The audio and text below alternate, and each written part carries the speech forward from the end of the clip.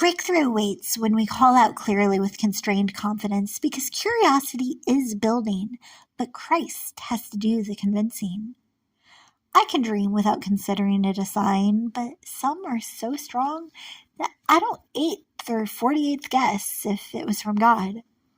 On Good Friday 2023, I experienced that feeling of ineluctability. In the dream, I experienced a flashback of a friend fighting with who should have been her foremost friend. Immediately following a fight, a feeling of engulfing despair is clearly dragging her down. So, since I'm sitting across from her, I catch her downcast eyes, express deep compassion, and then, without explaining, I find myself fashioning to fall into a God help for guys. Not only for her husband, but for guys in general. My husband instantly identifies what's happening and goes from guy to guy. There are 100 guys and 3 females in an enormous food hall to explain without dictation to come. Some are sleeping, but he silently convokes a congregation of his comrades, and all seem curious. I dare say eager even. I'm flabbergasted, but energized. There's an emphatic firmament of expectation firmly growing.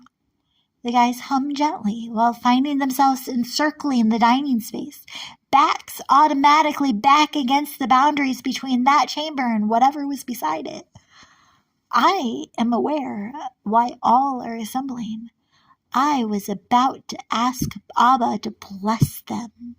But they aren't acquainted with that bit.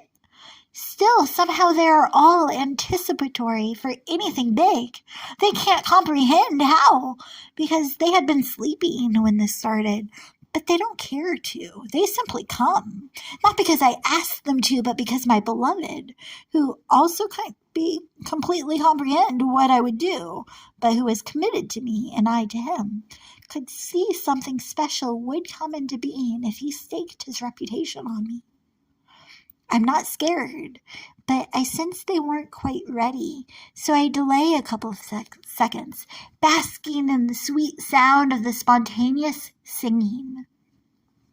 My desire to intercede for these guys grows, but in my hesitation, a gal has interpreted the intuitively ad hoc gathering as a fitting environment to force the group to hear her Good Friday exhortation.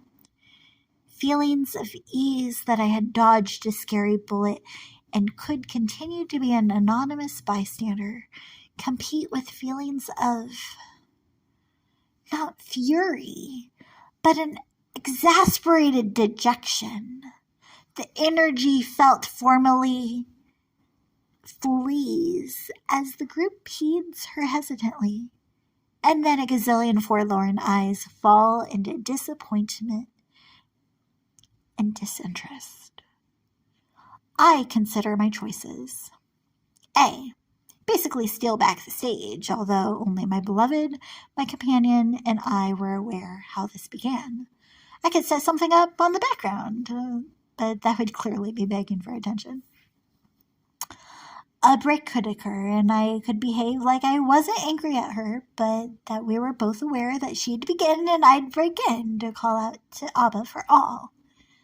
But it quickly became clear that this wouldn't be the case. She had been sitting on a sermon for such a time as this, and she wouldn't relinquish the space without some turmoil. C.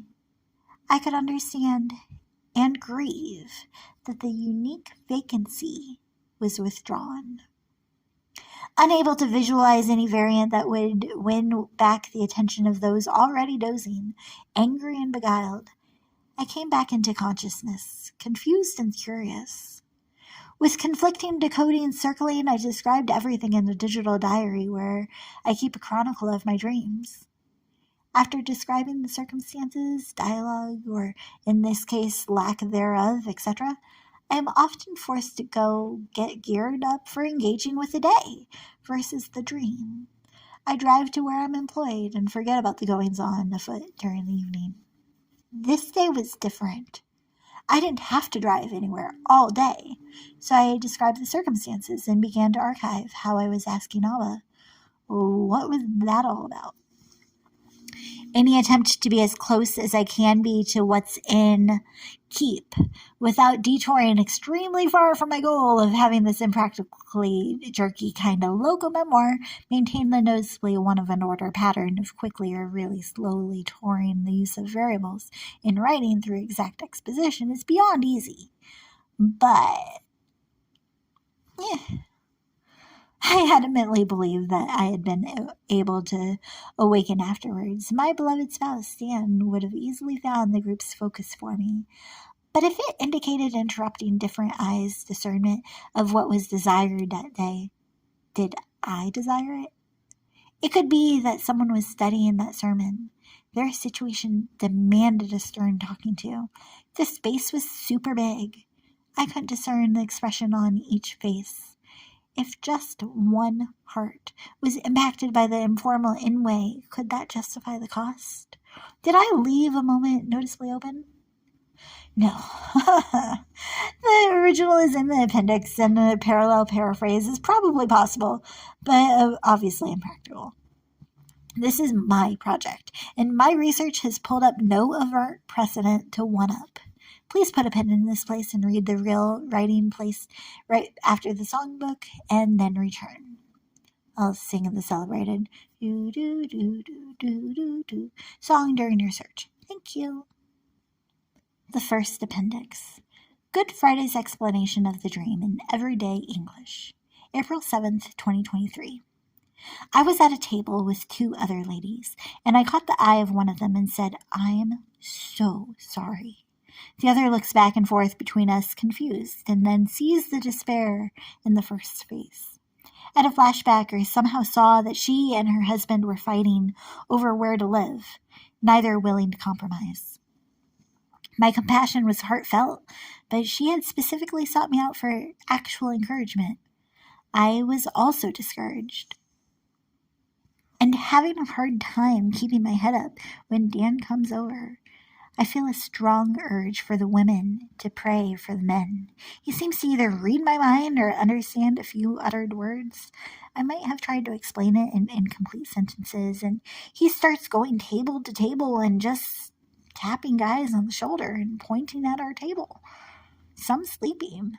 I start laughing at the sheer absurdity of the thought that people would come without being told why, and his bold display of love for me, doing something far out of his comfort zone, because he loves me.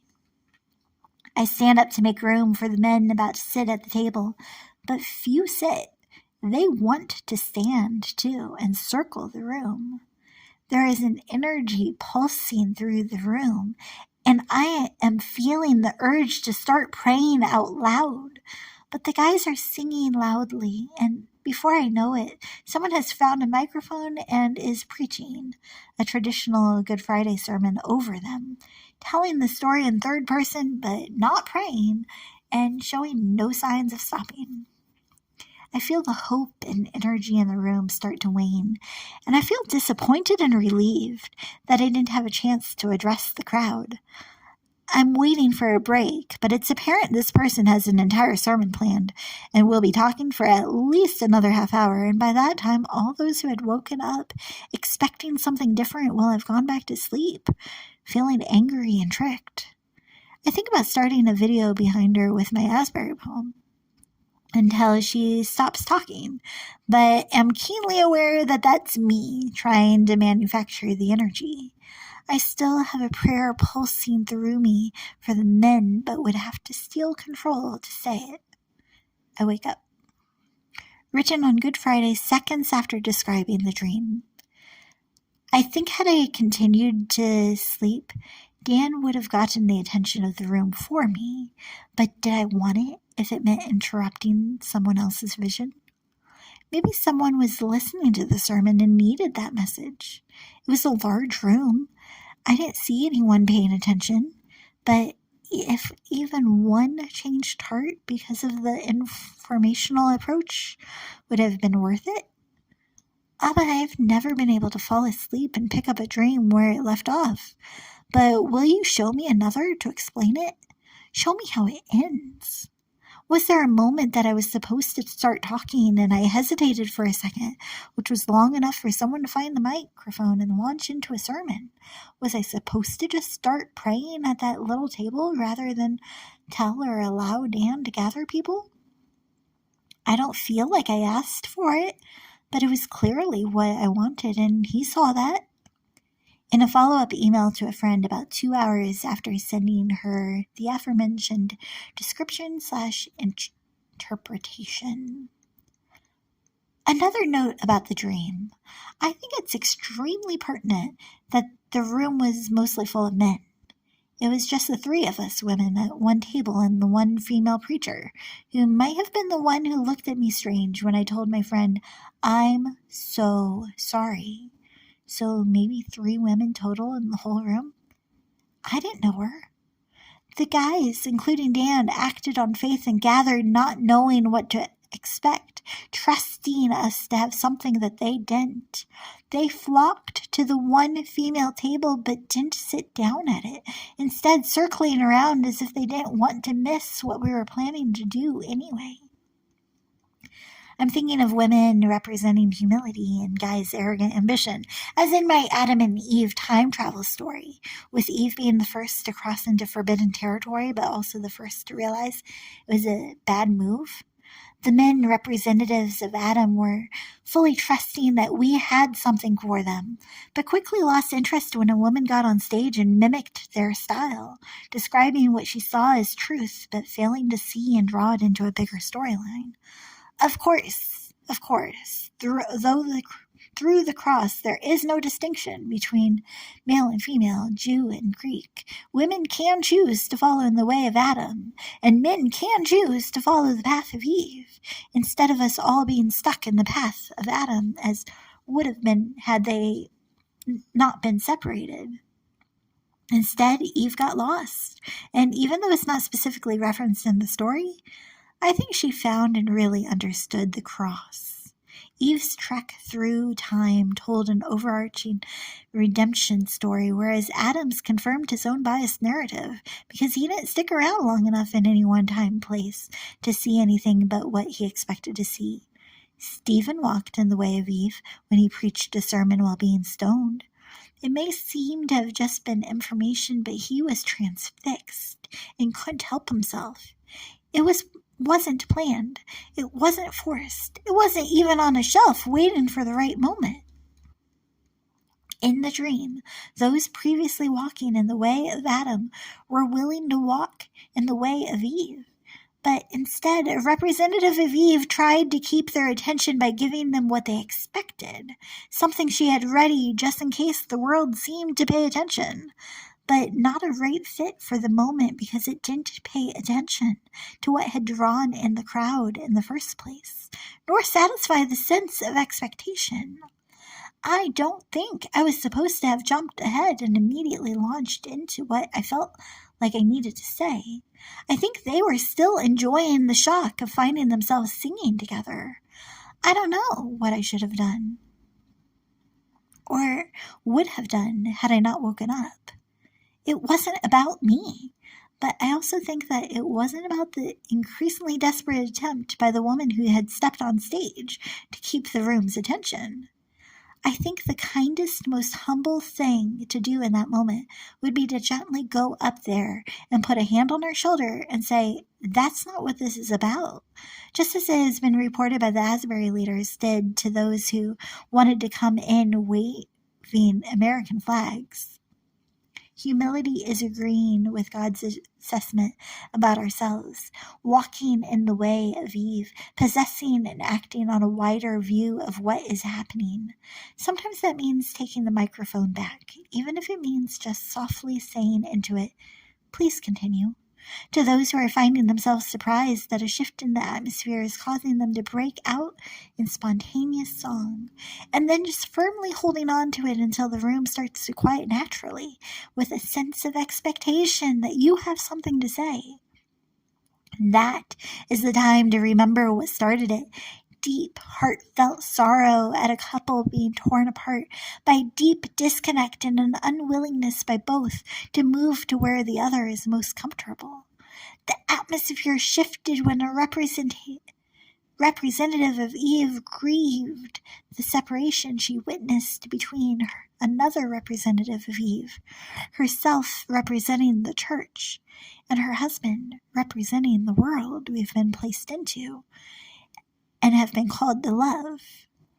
It started with a deep urge as a woman to pray for the man, creating a shift in the atmosphere that even the men could feel, even if another representative of Adam had to tap him on the shoulder and point it out, representing a shift when the church has an urge to pray for, not against, the government, our leaders, the world that can't quite understand and are in the process of trying to split from. And that is what one representative of Adam, my own husband, a sweet and gentle man, sensed was about to happen, and gathered his fellow men in to be a part of so that they wouldn't miss. Dan risked something by gathering attention, much more than I did. I feel strongly that governments, news outlets, the representatives of Adam who are themselves doing what they believe they are called to do, doing everything they can to cultivate a better world, will risk something by giving the church space to speak. So I pray that that trust not be placed in vain. End of first appendix. Was I? Am I upset about what was versus what would have been because I wanted to be the one welcomed with wise words to announce? Was I bummed because someone else said the same stuff that I'd say before I could? Or could the deep cognitive disconnect I sense when trying to work through what I think about a simple story told to me while I slept be rooted in sorrow that a story I cared for, the story of what could have been without the disruption, had been stolen and turned into something else entirely, essentially destroyed and corrupted, similar to being butchered by an apathetic AI? The agglomerations as far from the beginning creation as the Dracula costumes suitable for a strip club are from the Dracula screenplay that I saw close to a decade ago? I can't say I remember it, but upon rereading the review I wrote for a school assignment, I would say that Dracula's creator would be saddened to see his character stripped of his setting.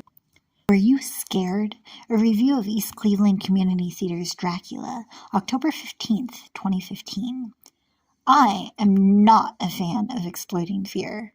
I quit student council in the second grade because of the ritual of scaring kindergarten children, thus ending my political career. I feel violated when someone sneaks up on me or manipulates my body's healthy reaction to threats. The thrill of roller coasters escapes my understanding. So zombies, werewolves, psycho clowns, etc., no thank you. Thus my slight, albeit purely internal, apprehension when I agreed to attend Dracula for a school project. All I knew was that it was about a vampire, a blood-sucking creature, and that the show would be extremely well done. The most terrifying prospect of all. They would succeed in scaring me. That much was clear, and I resigned myself to accepting the fate gracefully. But I still feared the cheesy, thrill-seeking Halloween tactics, such as jumping out at an audience member's or loud bangs at the end of a suspenseful moment that I thought such a show would be forced to include. I did not expect to feel respected by the story itself. I did not expect the characters and cast to earn my trust by inviting me into such a well-told tale that the inevitable flinch would come without bringing the shame, embarrassment, and even anger at being fooled. I did not expect the depths of emotion and the layers of complexity that the cast was able to portray. I expected cheap shots and to leave feeling violated because I thought that's what the horror genre was all about. Instead, well, let's just say that now I really want to see East Cleveland Community Theater's rendition again, perhaps a couple times. I've read original newspaper articles from the late 60s and early 70s, and from the start, this passionate group of volunteers has impressed their audiences while challenging their preconceptions. So, again, I should not be surprised that they have left me with questions and not nightmares. I should have trusted their reputation and not just the brief relationships I had made with the cast and crew willing to help on an assignment. The overall production of the show was excellent and placed a mark of professionalism again on the East Cleveland Community Theater's efforts. The word professionalism in the theater does not mean dollars and cents, but rather that air or attitude of serious undertaking. East Cleveland Citizen, December 3rd, 1970. Itself an incredible example of the determination and love for quality in East Cleveland, the Citizen's words still ring true. Showing through the first week of November, Friday and Saturday nights at 8, Sundays at 3, there should be another opportunity for not only I, but perhaps more within this region. With 12 showings in all, this cast and crew proves that the theater has thrived theatrically for 47 years, even despite changes in the cultural climate around them, is more than just still there. Dracula was and is a serious undertaking and should be supported. Quality Theater continues at 14108 Euclid, and I look forward to seeing their efforts rewarded. The radiating pain from radically polar opposite portrayals isn't overt. My objection is a non-methodical linear lament, multi-layered in kind, lasting. It was kind of like I had the mandatory music nightmare, or pre-paint by numbers mandatory lessons in Lockhart's Mathematician's Lament. After class, I spoke with the teacher. So, your 7th grade students don't actually do any painting? I asked. Well, next year they take pre-paint by numbers. That prepares them for the main paint by numbers sequence in high school. So they'll get used to what they've learned here and apply it to real-life painting situations. Dipping the brush into paint, wiping it off, stuff like that. Of course, we track our students by ability, the really excellent painters, the ones who know their colors and brushes backwards and forwards. They get to the actual painting a little sooner, and some of them even take the advanced placement classes for college credit. But mostly we're just trying to give these kids a good foundation in what painting is all about, so that when they get out there in the real world and paint their kitchen, they don't make a total mess of it. I'd list that as a major nightmare. Lockhart can't leave it. Lucky that was an illusion, because as a mathematician instead of a musician, his nightmare occurs perpetually. It's an ongoing personal remorse that he perceives and processes regularly. The pictures he opens with only put what's obvious to him into a known milieu so that we might be able to lament also. Sadly, our present system of mathematics education is precisely this kind of nightmare. In fact, if I had to design a mechanism for the express purpose of destroying a child's natural curiosity and love of pattern making, I couldn't possibly do as good of a job as currently being done. I simply wouldn't have the imagination to come up with the kind of senseless, soul-crushing ideas that constitute contemporary mathematics education. Everyone knows that something is wrong. The politicians say we need higher standards. The schools say we need more money and equipment. Educators say one thing and teachers say another. They are all wrong. The only people who understand what's going on are the ones most often blamed and least often heard, the students. They say math class is stupid and boring, and they are right. For me, math classes weren't for nuanced, outstanding puzzles to ponder over, but for obscure, perplexing repetition to remember, regurgitate, and purge. And yet, over 19 years after my memory of most of what I learned in algebra has been lost, I'm creating literature with what I learned from lecturers whose exact memos have also been lost. but whose cumulative corrections have liberated me to correct myself. I'd like to maintain that looking at literature as not for the masses was long ago, but material numbers are notoriously missing for long ago literacy counts, and current counts of literacy in America are less than mediocre. But as a lover of language, I can't imagine being led to believe since little that literacy was more than I could manage. I lament that I wasn't led to love math when little by a man like Lockhart, who won't mince language to let me know that I've missed out. But for me, math lamenting is a metaphor for the lament that I can't quite label or let go of. Is it any clearer why my own dream's effect on me hasn't faded?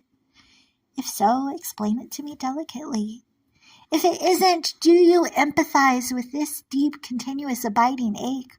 Or am I acting, in your belief, beyond believability, crazy in this commitment to dictate what could have been, what could be? Or do you believe that, because she believed she was advocating for my beloved, I shouldn't complain? There is nothing quite so vexing to the author of a scathing indictment as having the primary target of his venom offered up in his support. Lockhart. I'm not claiming that sermons are stupid or that she wasn't a sincere Christian. I'm saying that she sabotaged her own sermon by stopping what she claimed she desired to bring. This is not a question of who was a Christian and who wasn't. This is a question on who the Spirit called on to begin speaking what had before been sent into one's soul to say, and the consequences of speaking before being called on. I believe that the sermon in the dream could have been beneficial and accepted. The book of Acts has amazing antidotes of a bold call coming out of the disciples when the circumstances called for it.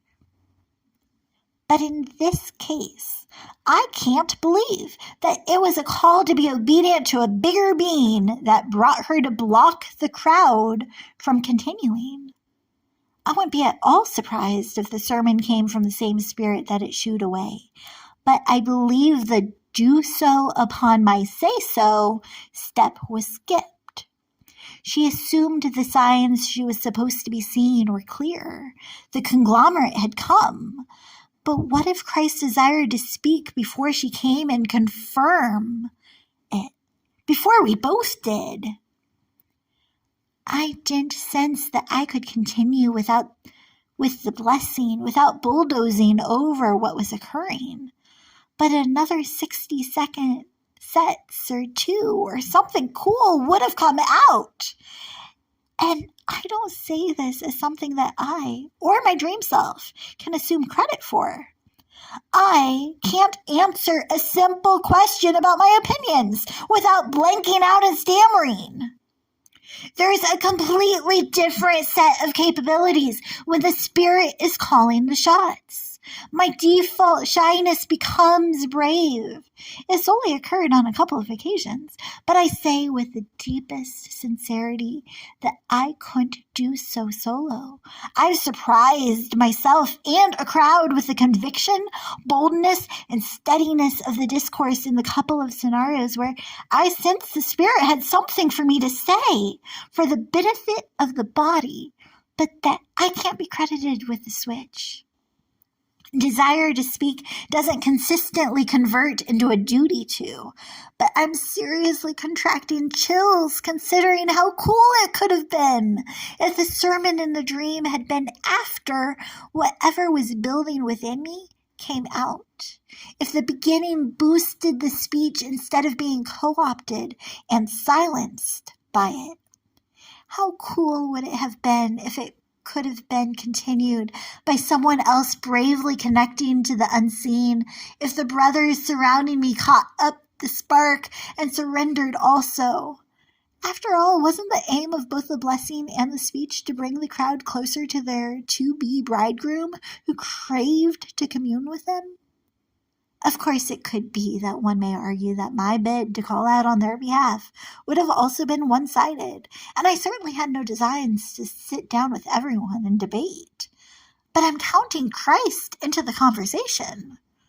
The chills came when I considered what could have been if Christ had beforehand convinced them, in the small, still certainty that only he can bring, that they were included in his design, that they weren't excluded from favor, that God forgave them not because he was forced to, but because he cared deeply about more than their eternity. He experienced with them their fights and grieved the headache-inducing jurisdiction courts, being constantly called upon in the little lands they considered their kingdoms. A class on being a worship advisor on the big stage said to be careful, because when a conglomerate of spirit-filled souls come to serve together, they'll all sense something and crave to say or do it that second. I'm not saying that she didn't sense the spirit stirring her own.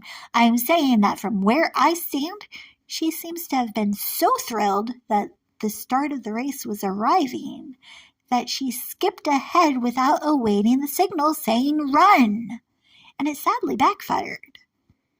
The sadness I sense over this is complicated, different than strict rage, although that sneaks in too. The sadness isn't solely selfless. It comes with a deflated ego and a feeling of indignation that demands, "But Dad, didn't I do what you said? Why didn't you stop her?" But that's not entirely the explanation for the disappointment either. I desperately desired whatever was about to come out of me to come out because I was also depressed and desired the energy that I had felt before when faith was evidently affecting the group. The gospel is good for those who are hurting, and all hearts within hearing were having a hard time, including mine. I was having a hard time keeping my head up. The girl whose husband was fixing to flee had engaged with me for encouragement, but it was a dark space.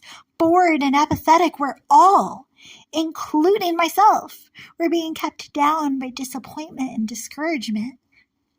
The chasm between the bickering couple came across as too big to cross until Dan came, and my beloved's closeness caused me to recall that we too had crossed chasms. Still, their chance for reconciliation would depend on their choices, and I couldn't bring myself to beg Abba for her specific circumstance to change, because my belief in his ability appeared too bitty to affect something so concrete as a stubborn determination to split.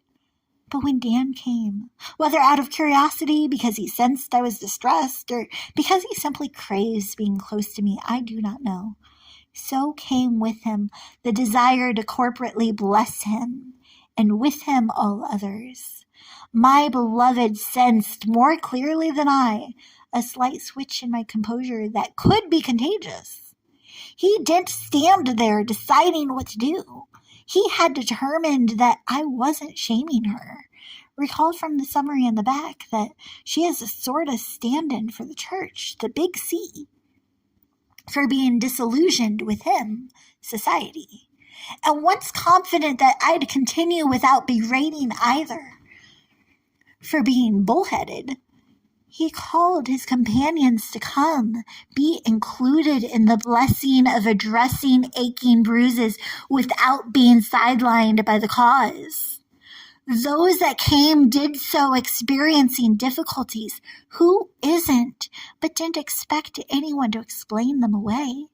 They weren't forced to gather to hear anything before they'd be given food, or because they were in a group that had non-impromptu gatherings that held 2 intervals. They were genuinely intrigued enough to decide to encircle the females' isolated discussion due to eavesdropping from one of their own. 2 notes here. Fascinating food, housing, freedom behind the forced gospel hearing isn't the gospel, and often elbows desperate individuals further away from finding grace. Those going through homelessness should not have to go through a Good Friday evangelistic effort every day to eat. 2. Females aren't inherently godlier, as indicated in the initial draft included after the dream itself. Instead, as indicated in the initial interpretation at the end, this is indicating those following the Eve described in the storybook chapter compared to those agreeing with the blind ambition of her spouse. A conglomerate of disillusioned folks were gathering because my guy had heard something great. 4 incy facets of a phrase, while he was eyewitness to a face that expressed the defensibility of the statement. I am so sorry. They were coming because the closeness of Dan standing behind me created a chain reaction of connection. His commitment to me was designed to be symbolic of Christ's covenant with his church, and he was dedicated to that cause. At the start, I couldn't sense closeness with she who had sought me out for comfort, because stubbornness stood in the way from both of us. I could connect to her enough to also despair, but it stopped there. I couldn't continue because I am so sorry was all I could come up with. Who was I sorry for? I was sorry that it sucked, that I couldn't change anything, that I too was stuck. When Dan came and shared some of his strength, since mine had drained out, I didn't suddenly have a speech about how they'd come back together, because I still couldn't believe that. I couldn't connect directly to her, but whatever started building within me when I sensed Dan's deep compassion strengthened my sense of connection to divinity, because infinite devotion made sense when sitting in his shadow. I couldn't solve her current dilemma, but the desire to corporately bless all of our spouses and boyfriends and brothers could carry over into her circumstance too. But even if it didn't, the desire to see a specific outcome was changing. She and the circumstance of her upcoming divorce became so much smaller in the shadow of Christ, defined as the embodiment of devotion and compassion. He who came back for his bride again and again, despite her abandonment of that bond. The sense that despair could drop away, even if circumstances didn't change, spread, and curiosity shifted into spontaneous singing. Before the botched blessing, I was barely breathing, suffocating from the despair in that stuffy place. So of course I desperately desired whatever was about to come out, because I also had to have an attitude adjustment, and has been the case before.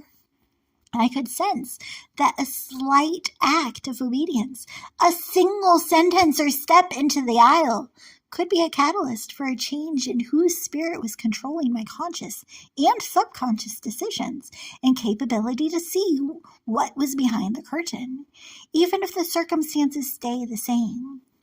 I desired to connect to a being that I couldn't control. I craved communion with a spirit that I could sense desperately desired to connect with me. The slightest bit of surrender to the sacred spirit has blown me away before, and although I couldn't be sure of what would come, I could surmise, and I desired the connection, the comfort, the undeniable shift that comes in a space when Christ is sensed as being close to broken-hearted souls. I craved that comfort and connection because my soul was downcast, and I craved the same comfort and divine connection for the crowd. Their soft, curious, sweet singing was so sweet. I so desperately desired for it to continue. But even silence would have been better than the sudden change in direction.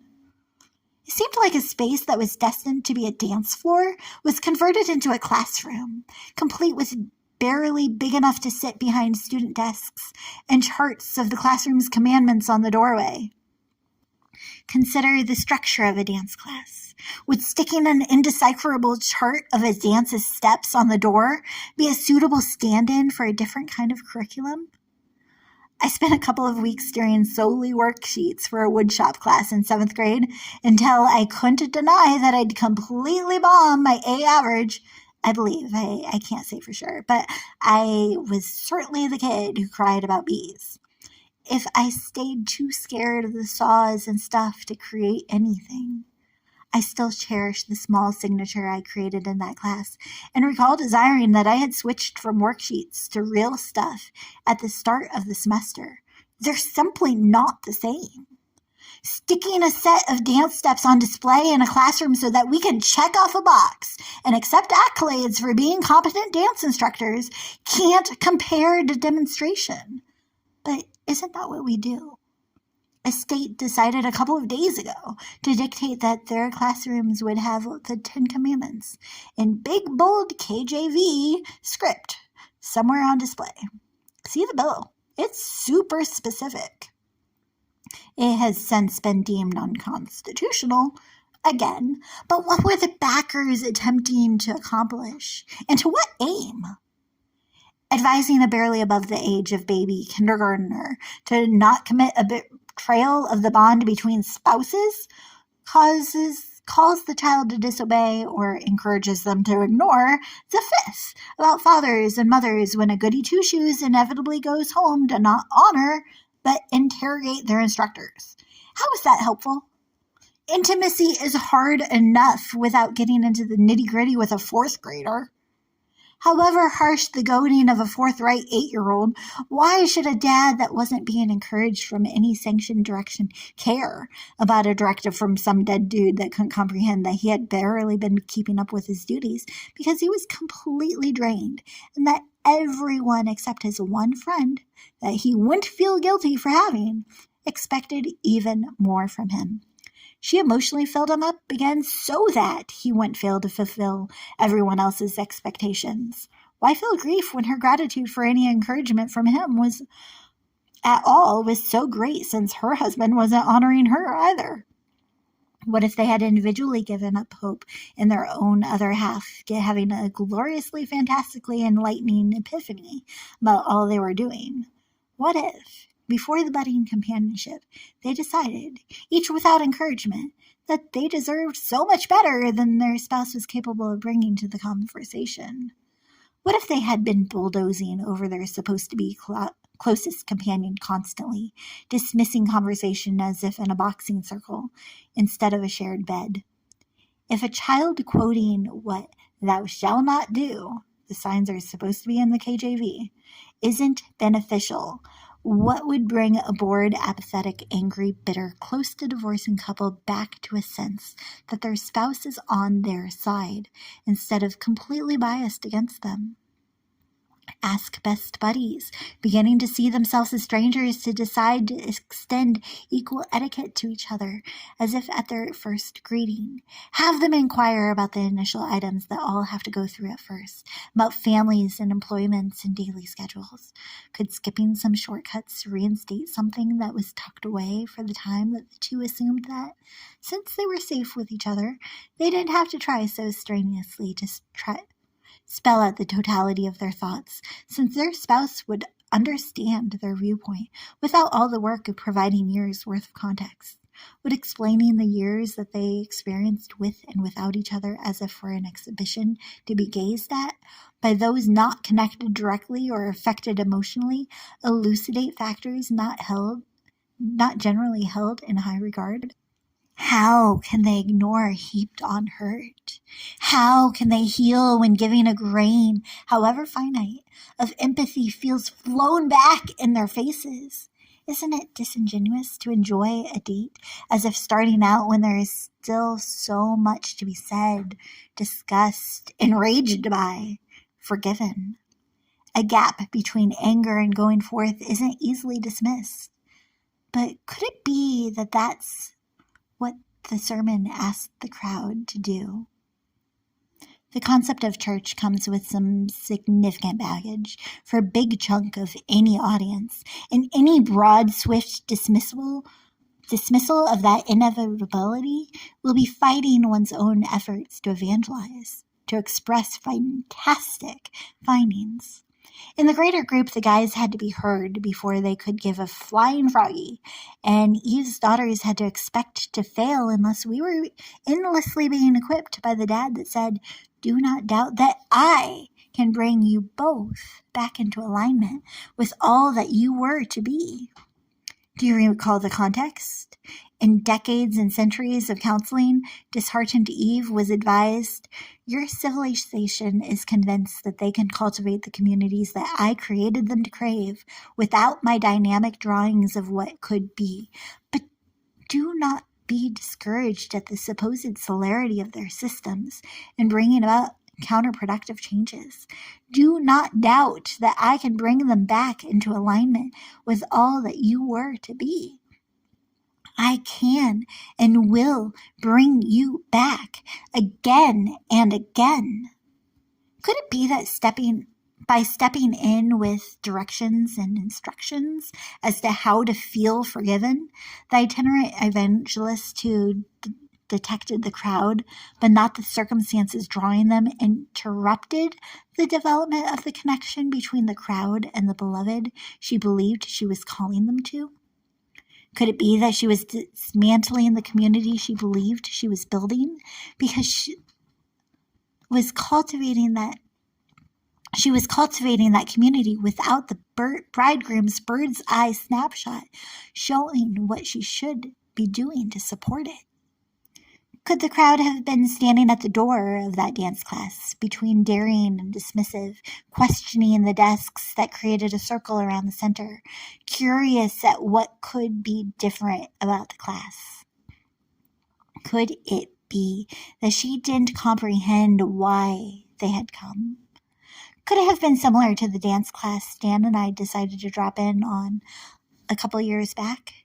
It was a beginner's bachata class, and I dare say we were even enjoying it until a dauntless elderly figurante grabbed my hand hard and gave my husband a gate-crashing and forceful expo on how to force me to follow.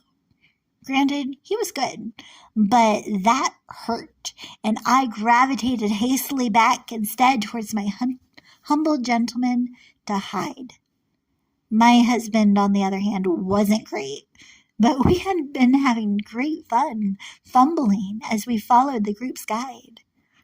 It wasn't him. He was just impatient with how horrible we were and got it into his head that he could grouchily force us into being as goal-oriented as he was. Forsooth, I favored gauchily following my endeared friend versus functioning as an encroacher's Fantogenie. The Good Friday explanation felt as forceful and agonizingly, hauntingly intrusive as that guy grabbing my hand. The girl would argue that she had an important job to do. She was an instructor as to how to go about getting freedom and forgiveness exactly as directed. But her explanation interrupted the fun of feeling free and forgiven. When she got the hankering to halt the incessant humming, she gave her greatest guess as to why we were gathering and felt inclined to force an examination of the fruits of one's existence, falling into find forgiveness for floundering by following these instructions. Indeed, though, her instructions interrupted an integral inaugurating intimacy between God and those that were hearing his heart for them genuinely, feasibly for the first time, just as the getting on in age guy had interrupted my husband having an intimate interval with me. Even if it wasn't how the guy felt we should be engaging with each other. In any other environment, an interloper elbowing in to do an intimate exercise with another fellow's gal would be hankering to be hit. But I imagine him going on to whoever about how ungrateful we were for his help. In his imagination, he was helping. But my husband and I hadn't invited ourselves to a how-to hour to become impeccable at what we were instructed in. We had gone in order to increase our intimacy with each other, and holding hands while hanging on to the instructions as to how to go a foot either direction and digress to end up in front of the first frame was a genuinely heartfelt and intimate initiative. Intimacy is, of course, a justifiably complicated and loaded concept, and a culture that, with disastrous consequences, considers it completely defined by a single deed or even a determined scale, certainly contributes to the confusion. Love can't be limited to a moment, and we were looking for a means to know more of one another, for an outlet for our love. We didn't mean to leave with a clear capability in a craft. We were content as long as we were more in love when we left than when we came, already alive. Letting us leave with less capacity to do the dance correctly, but a closer connection to the one we came with, would have been kinder than converting the class into a competition. We were at a class, we desired instructions, but we felt the explanations should be freeing guidance versus fixed edicts. Afterwards, I felt embarrassed and my fingers greatly hurt. Halfway through, I wasn't interested anymore in hearing the instructor because his gaze was felt. We fought to find the fun again, but it was embarrassing, not freeing. While that getting on an age guy may have had a human-honed gift, he hadn't been a gift to me. Instead, he instigated a haughty intrusion. A heist, going against my husband and I's good human goal of goofing around.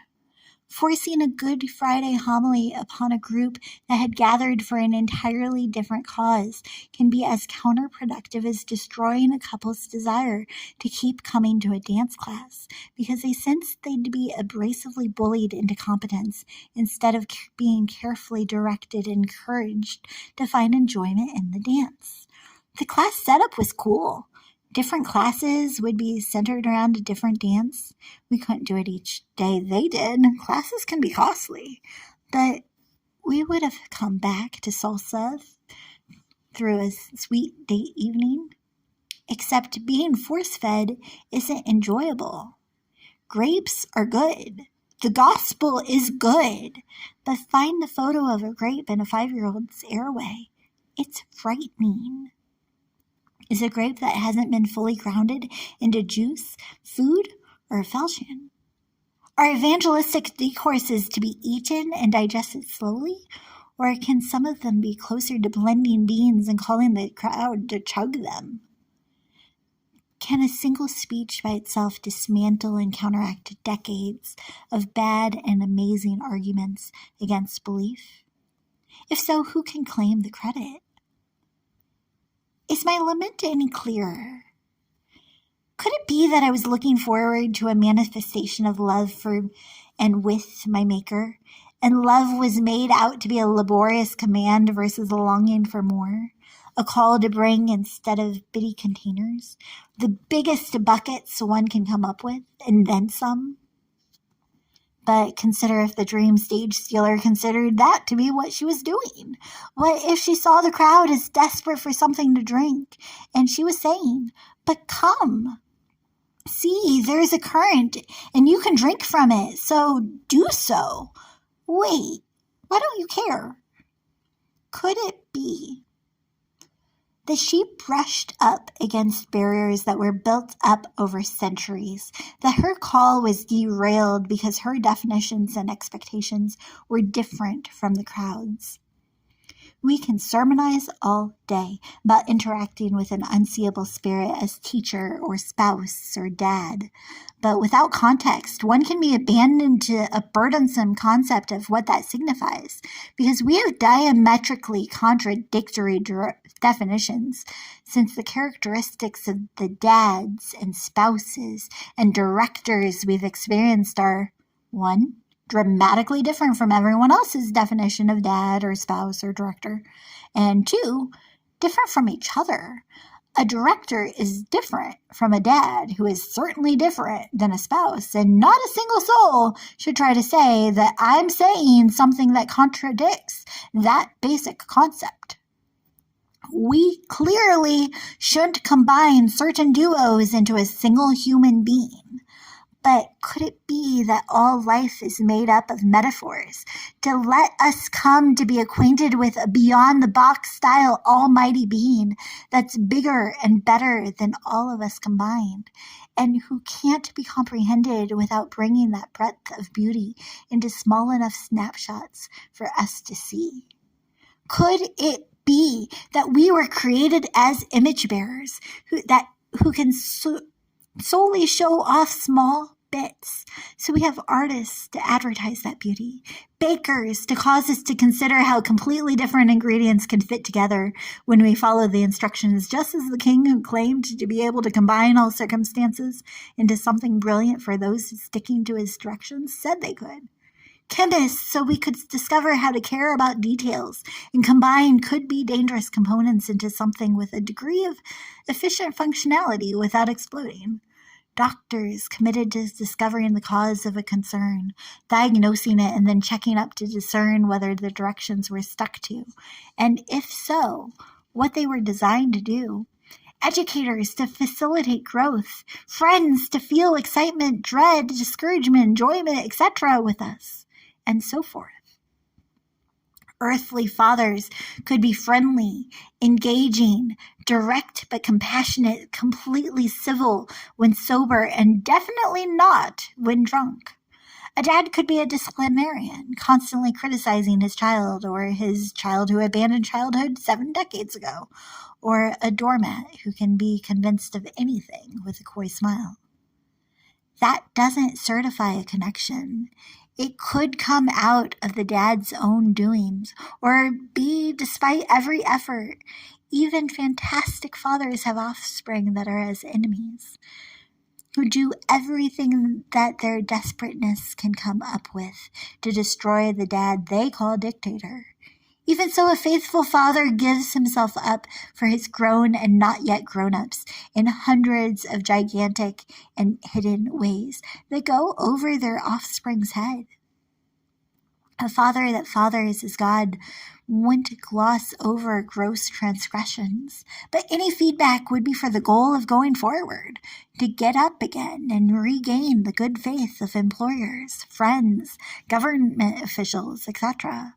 A dad that sincerely cares about his son or daughter still sees the child as a child, connected in the core of his being, unable to change his status despite the kids despising and dismissing that evident fact. A good father ekes out whether a directive is completed only while the child is in sight, or whether the kid keeps away from disobedience despite being separate. If a dad says to keep the sound down because he cares that his kid doesn't go deaf, he doesn't care if he isn't inconvenienced by whatever is spewing into the sound-deafening electronic earmuffs at fully egregious degrees, because the consequences are the same as being dragged to a concert and standing beside blazing speakers without covering one's ears. If he detects intent to disobey a directive, that can also be a cause for discipline, but that's not the same as slapping his charges around for the sake of showing he's boss. Can you see why clarification about a dad or director or spouse's character and career description is so crucial? Why our definitions are so disruptive? If we can't confirm what a dad, a spouse, or a director is, thus should do, can anything but confusion come from the call to come to Christ, who is said to be all of the above? I can't stress enough that duos, such as spouse and dad, shouldn't be combined into beings like us.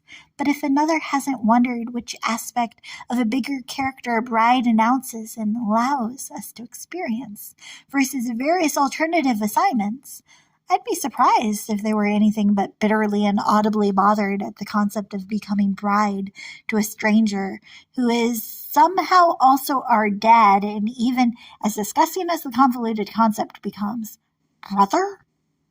Ew! With that kind of confusion circling throughout the culture, I can't condemn the countless that are backing away from the backgrounds that were once church-based, as if they're acidic. And if it isn't bad enough that we have such different ideas of who this supposed to be creator, savior, beloved is supposed to be, We also have competing concepts of who we are and why we're stuck on this sphere. And again, I'd bet that the argument as to how to better it has been brewing since the beginning with the assumption that all are attempting to bring back our own brain's contrivance of correctness, break down the argument between my Adam and his bride, and attempt to align them with ours. Adam was beyond ambitious. He had been in scenes where the saner spouse was in control, so he saw her distress at small choices counterproductive. He cared for her, but it was clear that he was convinced that she was crazy. He constantly dismissed her side, and as the children came, he couldn't believe that some believed her and would keep their children away from him while coming to her with questions. Adam had been advised that he was to be a subduer of the creatures surrounding him, and he was determined to create that self-sufficient society. Critiques could be contagious and could compromise what he was building, so cutting down Eve's distressed complaints would be like cutting down evergreens for firewood, an inconvenient but essential duty. We can't see what we can't see. So Adam didn't consider his choice to continue building the cities he had seen to be disobedience that de-equipped versus disqualified, since he was doing it to himself. Him and his descendants from successfully completing designs that could have been determined by either farther-reaching goals. Get this. If humans were intended to inhabit our homes interminably, could it be that without hostility and heartache and the inconvenience of holding each generation to find fresh faces, our fantasies of getting to far-off galaxies could have been less far-fetched? In fact, he figured Eve was disobeying their earliest instructions by failing to give him the injudicious and indiscriminate help he thought she should have given him, instead of hearing her intimations as harbingers and being grateful that she was being faithful to her first goals, honoring her God and her husband by helping him hone his hearing. He hated her insights, and in a way, her. He was the inventor, incessantly hatching ideas to improve his home, and he, as head of the house, should have had the help of those he was improving it for. But instead of helping, they had excuses galore for everything from discounting his shortcuts while doing chores to debating what they should eat, often even refusing his food and finding their own. It was infuriating. He had had glimpses of what would happen and was therefore ahead of the game. He and he alone had a full photo. He was fond of electricity and was especially impressed by digital cameras of what would come to be. His stupid spouse had spent her remarkable present in reverse instead of sometimes slipping back in time, sometimes to a subsequent century, sometimes sideways to a close city, chasing the strings of a story. He thought he saw all sides, since his research regarding how something came into being was thorough. Like the study with the simian, he was taking his task of tracking who had thrown something to whom extremely seriously. But that was a self-assigned attempt to be as aware as his advisor. He believed he had been called to keep control at all costs, but that aim was altogether adversarial to his actual assignment, to build a beautifully capable community, capable of building beautifully capable communities. So of course it backfired. By the occurrence of the circumstance under which she came back, Eve came to see that she and her children could be corrupted, but didn't have to choose to rebel. She explained that if they encouraged favoritism and didn't discipline, and she was adamant that that was different to smacking their children for either early displays of even the intent to fight, their darlings would one day kill and sell each other. Where Adam experienced fireworks as an emotional phenomena that families gaze at together as friends, Eve, after an evening of fondly gazing at the faces of her great-great-great-great-great-great-great-great-great grandsons, felt the frenzied energy followed by the deadly stillness of some who were shot down as they engaged in a firefight. She had enjoyed a few hours of investigating every detail of the ship, only to see them beach and abandon the boat so that they could spread sparks to a city. She saw chains around her children's children, and she saw a separate realm where that was not the case. She could catch the disgust in the eyes of a father and the fear of her grandchildren changed to determination as they endured one-sided fights disguised as discipline. He may have come back with blueprints, but she came back with context. While working in a call center, a caller was once determined to contradict me as to which company signed my check. I couldn't become angry with her, though. She had a couple of seconds of my scripted start. I had a couple of dozen examples within eyesight of the design of our emblem, etc. Adam didn't have any context for what he saw, so of course he sought to bring about benignly built structures based on seriously cool designs. Eve didn't have a chance to skip the scary stuff, and that changed the course of how she saw even so-called small disagreements. Adam considered it his calling to bring about the storyline he had seen, to keep control at all costs and to keep her from screwing up what could be created if she could simply stay out of the way. Could the crowd have shared a similar duty? The crowd was stuck there for a reason, although my speculations would be simply that. Could these have been soldiers, the best of the best, sitting around trying to sleep so that they could be alert and at their best when an alarm blasted? I'm clearly not a soldier, and there are certainly scores of Christian soldiers. Sit with a choir of them singing "These Are the Days of Elijah" whenever desperate for encouragement. But for those without faith in the goodness of God, would the Good Friday earful have furnished any fortitude above what they could elicit from themselves? Education would have developed into them the skill to combat, or at least disguise despair, so it didn't compete with the cause.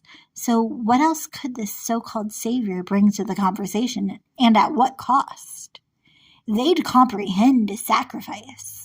What would they have been asked to abandon to be there? Could a call to surrender to some unseen savior sound dangerous? And the smell of treasonous sabotage of clear directives, since their duties would depend on them staying in control, despite the distractions that would constantly be coming. By blackballing the speaker and by disparaging her concerns, could they have been doing as their commander said to do, saving brain space so that they could be completely disposed in the critical battles to come? Sleep was the default setting. In the case of a conglomerate of soldiers, their duty even. So without an extremely dynamically compelling cause to keep them from it, they of course started to stray back to what was being asked of them by those whose authority had a bit more of a backbone than a stranger saying some strange stuff. They were committed to doing everything they were expected to do, even if they did figure that they were essentially following their great-great-great-great-great-grandfather and going after a goal instead of humbly inviting another to gaze at the goodness of God. Would they have argued that that was good? Would they have had a hard instance handling a hardship had they gone ahead with the impromptu hazy gazing hour only to have it interrupted? I imagine they'd have had a genuine feeling of relief and embarrassment intermingled with the disappointment once they dispersed. Despite the coaching beat into them, they had almost abandoned their biggest asset to boast of, self-control. Duty demand complete control because more than their ability to boast would be constantly in danger of dying out. Their country would be battling another. Actual adversaries would blow up their base if they could discover it. If ephemeral figments of whoever's imagination was engaging with it, wouldn't fit into the group of facts they existed to faithfully give themselves up to uphold. There would be no honor in heeding an individual's imaginary helmsman when humanity was in jeopardy. I'm imagining that this heroic good group of good guys, the ones who had held the highest honors in their high schools, would have had no idea what hit them when they halted their impromptu humming. They'd have no idea why they were gathering, and they didn't get to find out. So, once the fantastical feeling of euphoria faded and they got to go back to their of the highest importance job of keeping their lids closed, could they have been desperately desiring their commander to not have seen them drift from the directions? Could embarrassment explain the fast exchange in focus? Would the phrases have been experienced as an empty fear-mongering effort that they couldn't afford to engage with? To follow through with exploring the foil, the gal with the Good Friday evangelistic declamation could have sensed the death or survival design of what would come, and was determined to complete her duty to save souls before sending them out. Of course, she saw that Christ would do the saving, but how would they know to come accept their reward for accepting if they weren't aware of the offer? She was ordained. She had been sent for such a time as this. She saw their compliance as crucial, but as seen, they didn't share her distress at what they determined to be small details, and they couldn't afford to allow themselves to accept blame for all actions and reactions. Do you see why it wasn't stubbornness, though, that kept them from caring? Could the start of a sermon about being so bad that someone died so that we wouldn't have to, even though death still surrounds us daily, sound like complaining about small choices, circumventing customs, and standing in stark contrast to what could benefit best the community? Could it be that both the speaker and the crowd had a commendable basis for their actions? Can we bring both the back-to-sleeping crowd and the speaker in the dream the benefit of the sizable doubt and come to the conclusion that both were doing what they believed to be correct? Could it be that they were both, to the best of their abilities, behaving how they believed would be to the benefit of all around them? Don't the critiques on both sides boil down to the definition of correct? The daughter of Adam had been sitting on that speech, seeking out the setting where it could be said, and they had started to come. Someone could have caught what she was saying, but even if not, of course she had to try. She had studied the story of the starting divide and the cause of our species being sent away from the safe space of a real paradise since she was small. She comprehended that Christ came to close the space between us and our Creator. She had been brought up to believe that her bunions were beautiful because she was bringing a brilliant announcement to broken brains. She comprehended her calling to bring beings to Christ, and how can one come to Christ without believing that he is capable of being called upon? And how can one believe without being advised what and who to believe? And how can one call another to believe without being sent? How then can, may, should, would they at some point call unto equals invoke one whom or that which they do not trust or believe, or did not have faith in? And how can, may, should, would they believe where they do not hear, or trust in whom they did not hear? And how can they at any point hear apart from a person continually making public proclamation, habitually publishing and extensively heralding? Yet how can they publicly proclaim unless they may be sent forth as representative with a mission or as emissaries, just as it has been and stands written, how timely and sensible are the feet of the folks continuing bringing and announcing goodness, or the good news of ease and well-being, the good and excellent things. Cross-reference is Isaiah 52:7 from Romans 10:14-15, Jonathan Mitchell, New Testament. The crowd deserved some direction, and the spontaneous speaker seemed set up to bring simply that. So why did the sinking darkness of the space return when she started to speak? Could it be that a castle divided cannot stand, and therefore sacrifices done out of a duty from a different director, demanded by our shame, are too clunky, too chunky to come into the deepest sections of our soul where solely a dynamic energy exists? Why did they come? Whatever their background or competing duties, the crowd did come at the start. And why didn't they stay?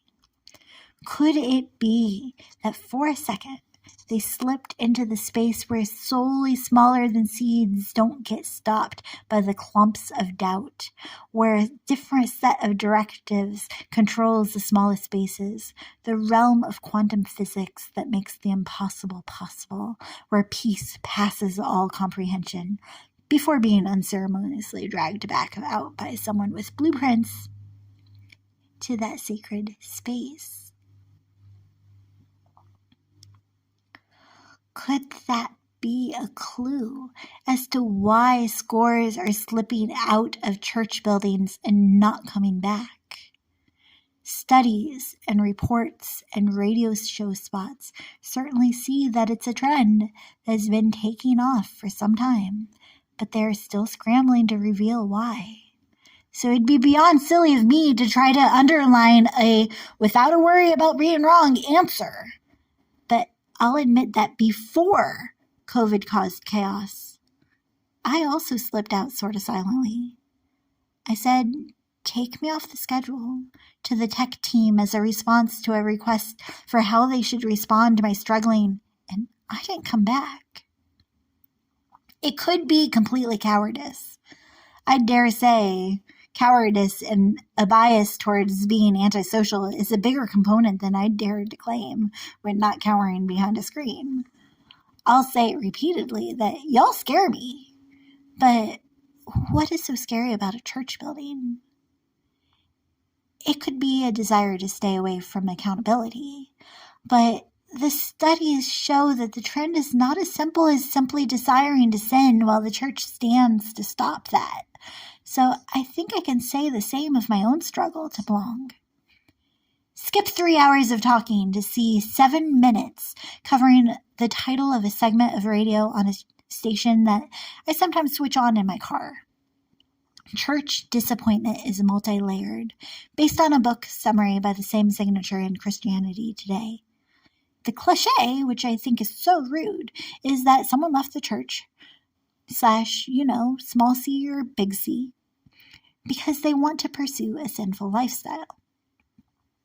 The spot continues to say that the base articulations for almost all exits aren't angry, bitter commitments to sin despite the consequences, but disappointment with the church and Christ.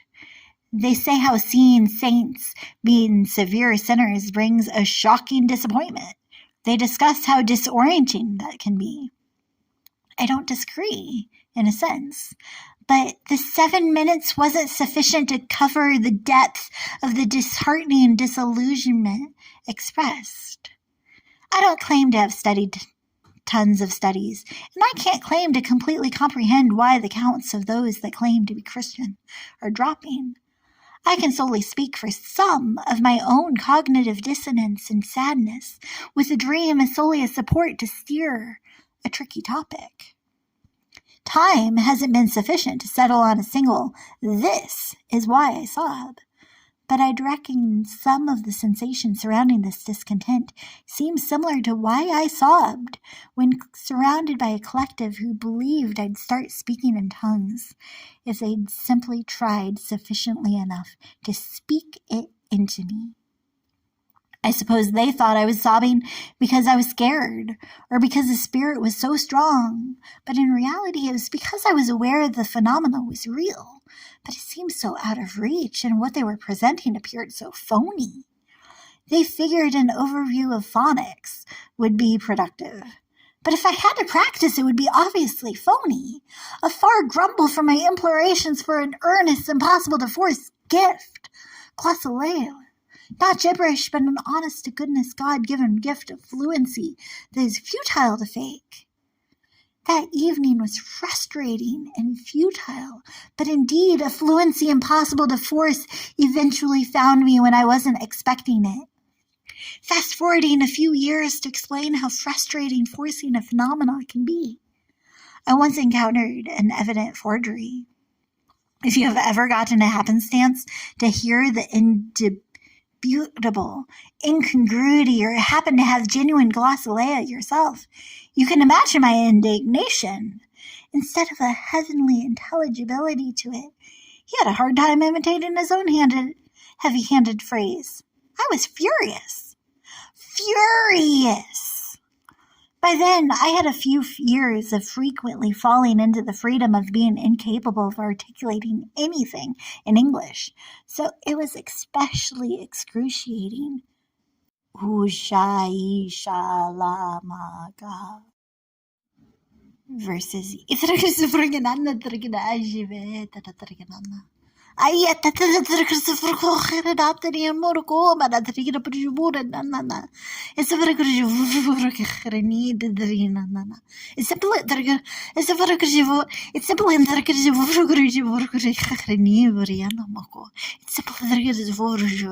simply not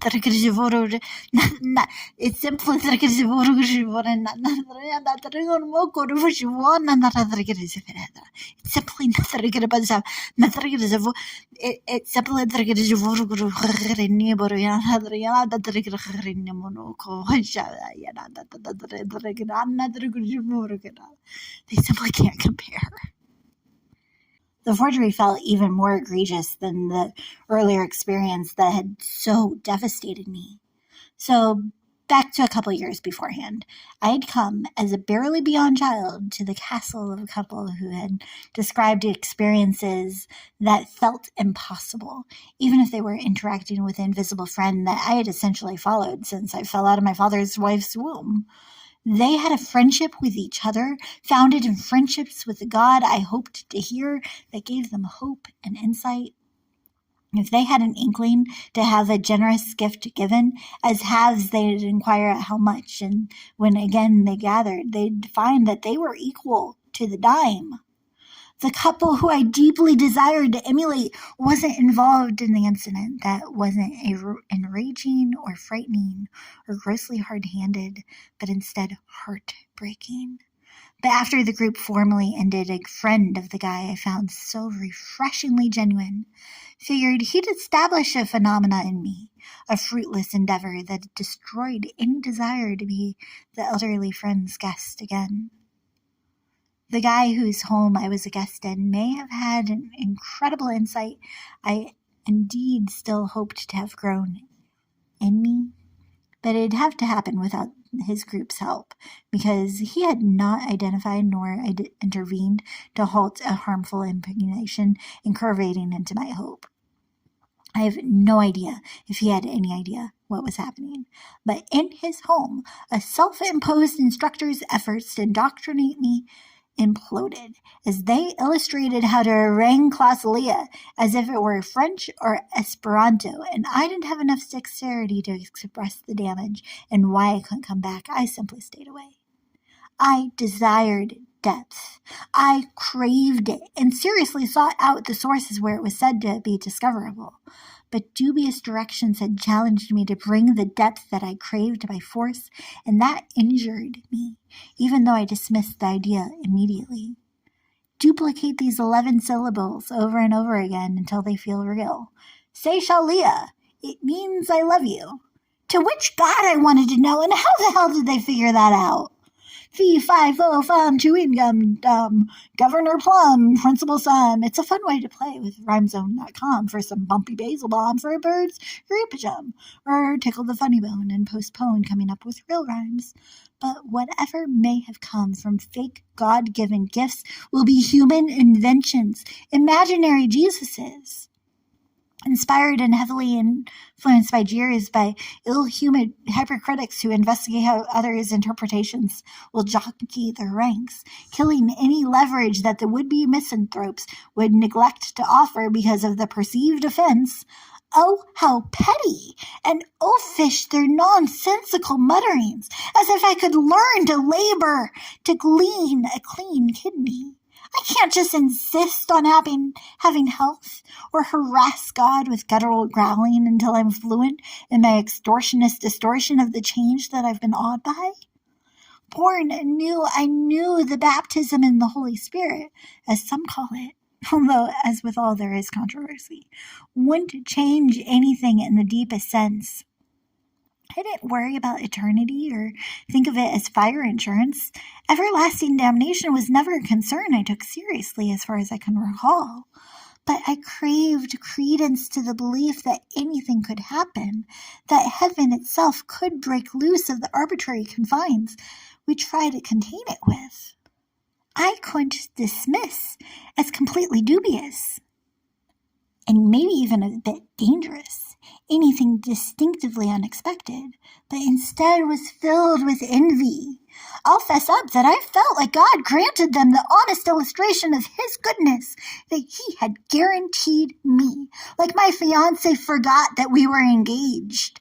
Finding that God was already at the altar frankly angered me. I either needed Him to be faithful or leave me to my engagement with the unending debates within the confines of my own being. Abandon me or burden me with authenticity. I begged. Cause me to do something different, but I definitely can't continue like this. Confused that I couldn't come through the chaos without blackening the clear-cut contract I thought we signed, I cried constantly. Of course, I craved the coolness of conversing in another dialect, but an even fiercer goal was to be genuinely God's. So when I heard that the impossible was happening, I had invested my jealous requests into the quest to receive a kinetic, kingly language without learning how to mimic the mouths that moved so masterful. Their noises so natural they often are native to another. One girl had told me that she persistently passed by people in public, pretending to be on the phone, a pasquinade that had yet to reveal whether she spoke in someone else's mother tongue. She said a few things for us, and she transparently took it as truth, that somewhere in the sphere there was someone speaking it. But even so, I still wasn't sure it wasn't a sham that she simply sought to rest in. If it wasn't a sham, I really wanted them, but as a sign, as a safeguard to stop me from slipping, as I started to study solid versus terrible reasons regarding why I thought what I thought. I didn't have a team to study with me, though, and I didn't trust myself to not stray into totally unsafe territory if solo. So I assumed speaking in tongues would take away the urgency of training myself in every topic that could tear me from my sovereign support system.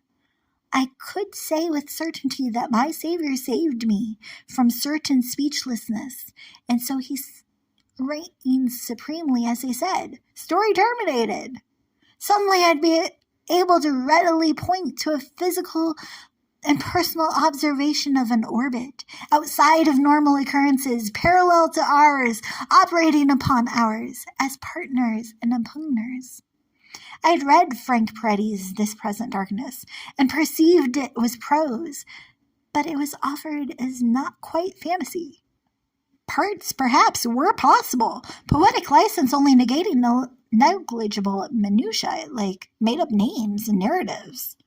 If only I could prove that a reality separate than this one, a universe not tied up with the same stringent rules and questionable policies, not only persisted despite our opposition, but played a paramount part in ours. Not one once a week, but on an ongoing basis. I'd have a paradigm oscillation of my own that'd offer ownership of my outlook versus only obeying the prescribed patterns without reason. The response was pray on your own.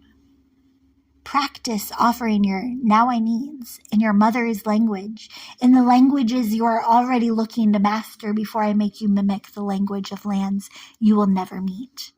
Need me, not what I may offer. Know me now. In Nicaragua, Mondays were for making our needs, and may we know you more is known to you in the languages we knew. My initial Monday in my native land, after 9 months away, I was alone and lonely, alienated in an arena that no longer manifested itself as mine. I looked through the massive manuscripts, making it known that by reclaiming the room, I was making another move out, and moved to remove Catherine Marshall's Adventures in Prayer, lacklustery. A little murmur in my mind encouraged me to lay it down once more and let out what I may. Look, I already know you and you I. Call upon me casually in conversation. What came next was the manifestation of mercy that I had looked for and let go of. A miracle of my mouth making noises I knew weren't coming from me. Minutes and minutes and minutes of letting a little syllable out that I knew only to let it be made into another that I knew not. The noises were not known by me, but I knew they were knowable by another. Like I had longed for, my mouth was not mine to move. I'll let you listen to the miracle if you'd like. Let you listen to the linguistic makeup. Let you listen to my native language be overtaken by another. I might lament the myopic notice once one makes me honor the offer. But if it makes it known to you that I'm not making this up, I'd even let a computer label what lights up in my mind, so like it has been made known before, if you can know what normally makes language isn't at the controls. A linguistic manifestation of literally being incapable of letting loose what the mind would like to make known in one's mother language can't compare to the kid who couldn't come up with a sermon during his clergyman's departure and decided to string some silly syllables together instead, thinking that was a sign of spiritual sageness. So I slipped out of the back of that service and sat in the car until my companion came. Those discussing what causes scores to slip out the back of church buildings and not come back in that segment on the radio didn't suspect that I slipped out to snort something.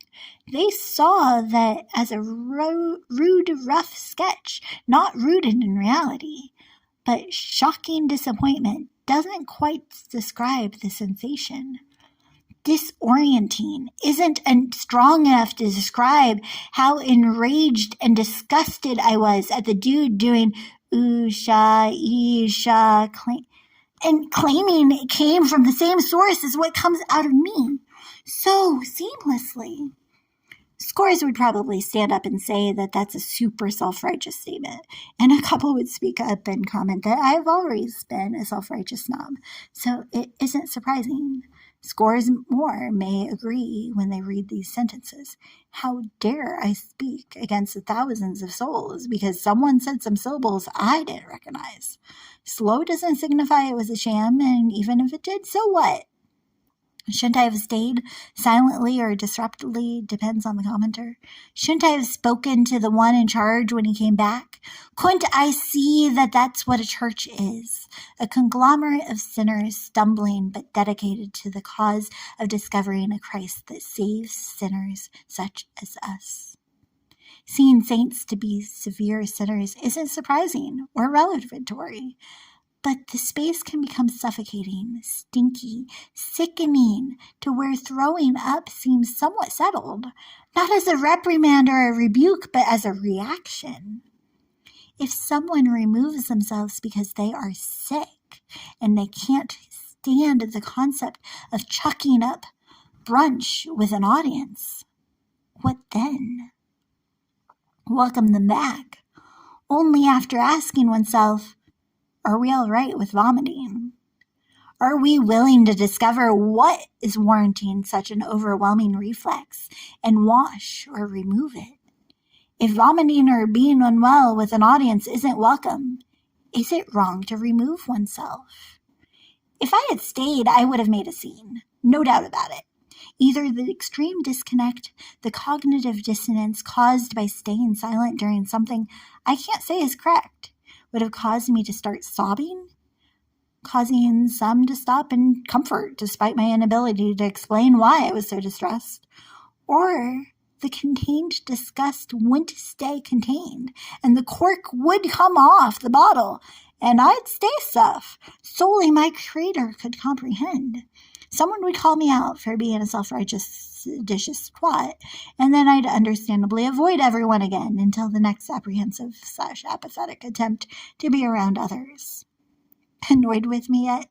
It's all right. I'm aware. And I am also.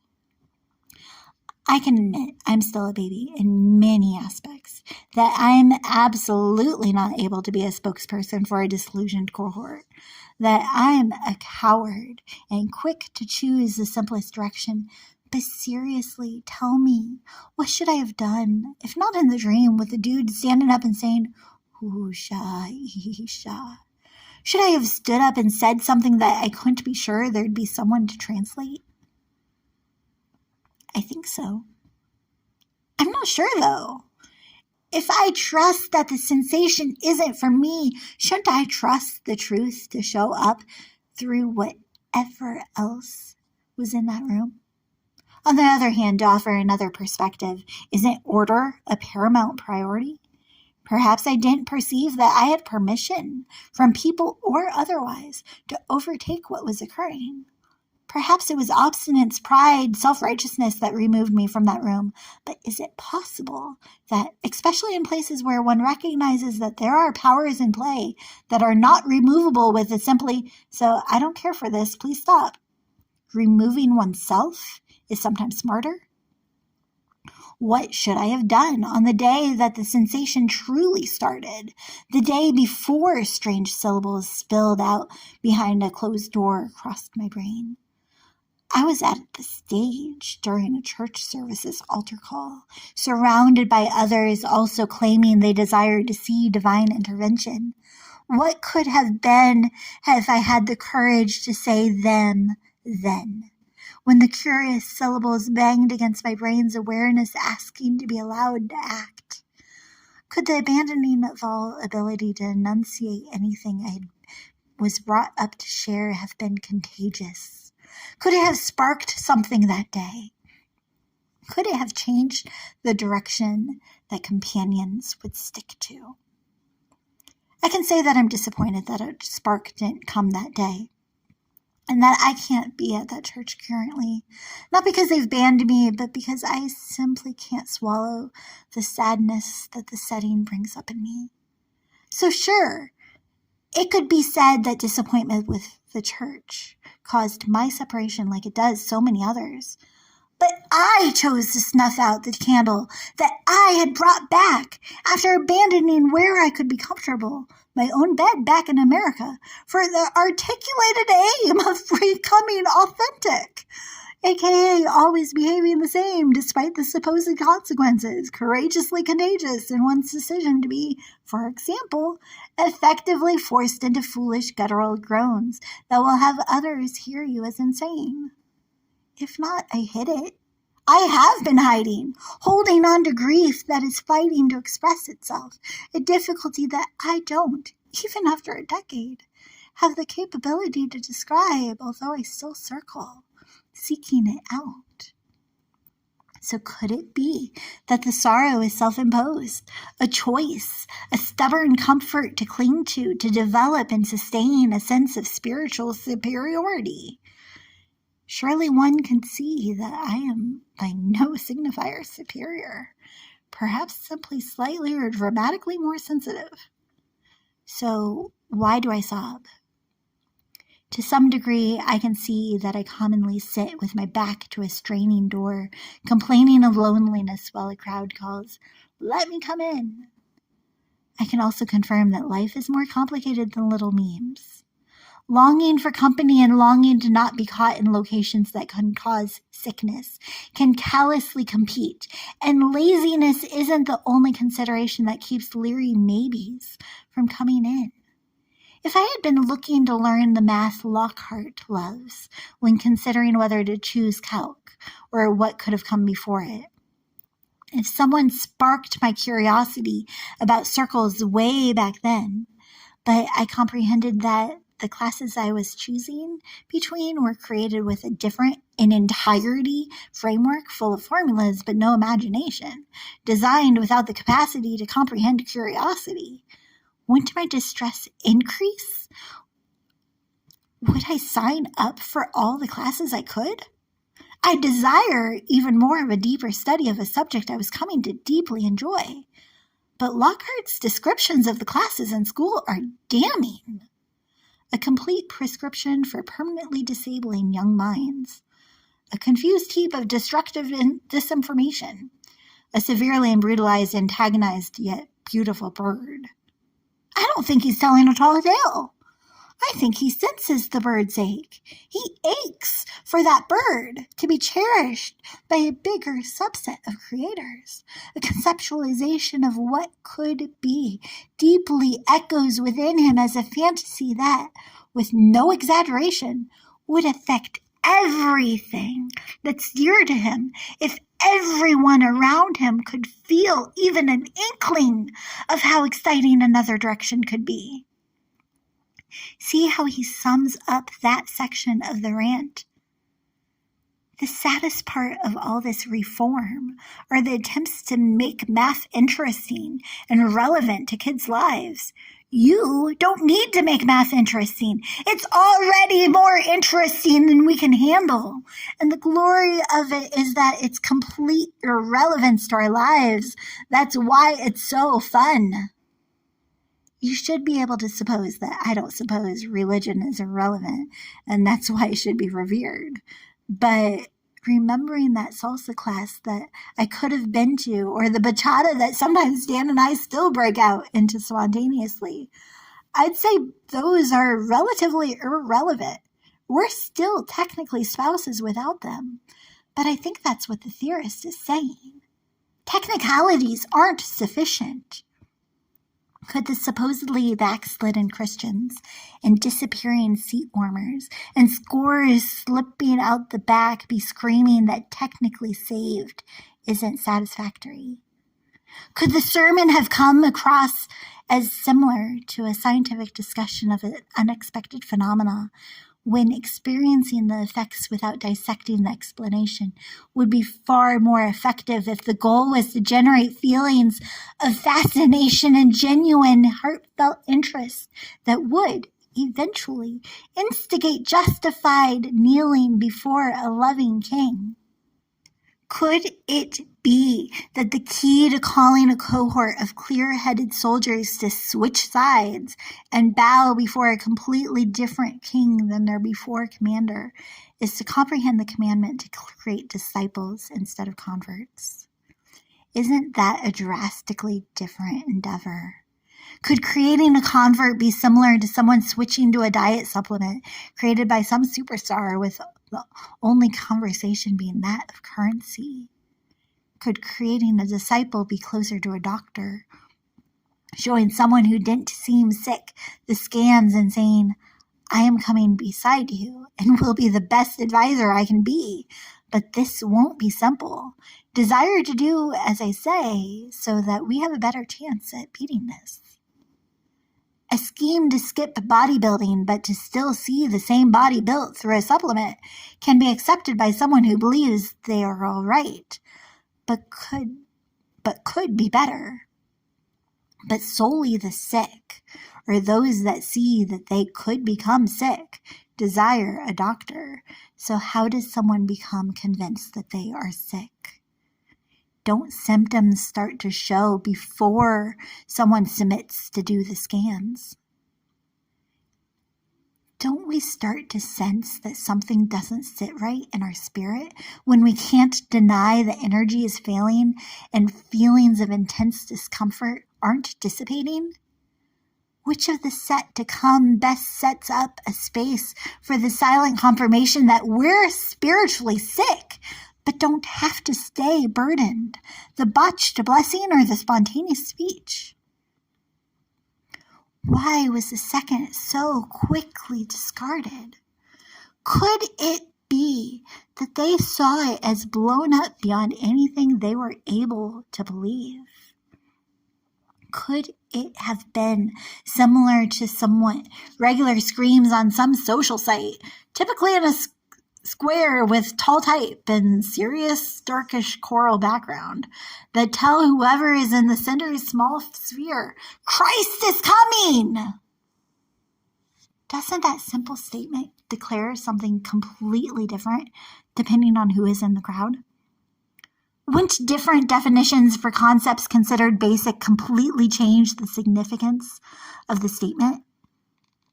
Could something supposed to say, I care for you, instead scream, I despise you, to someone without the same context?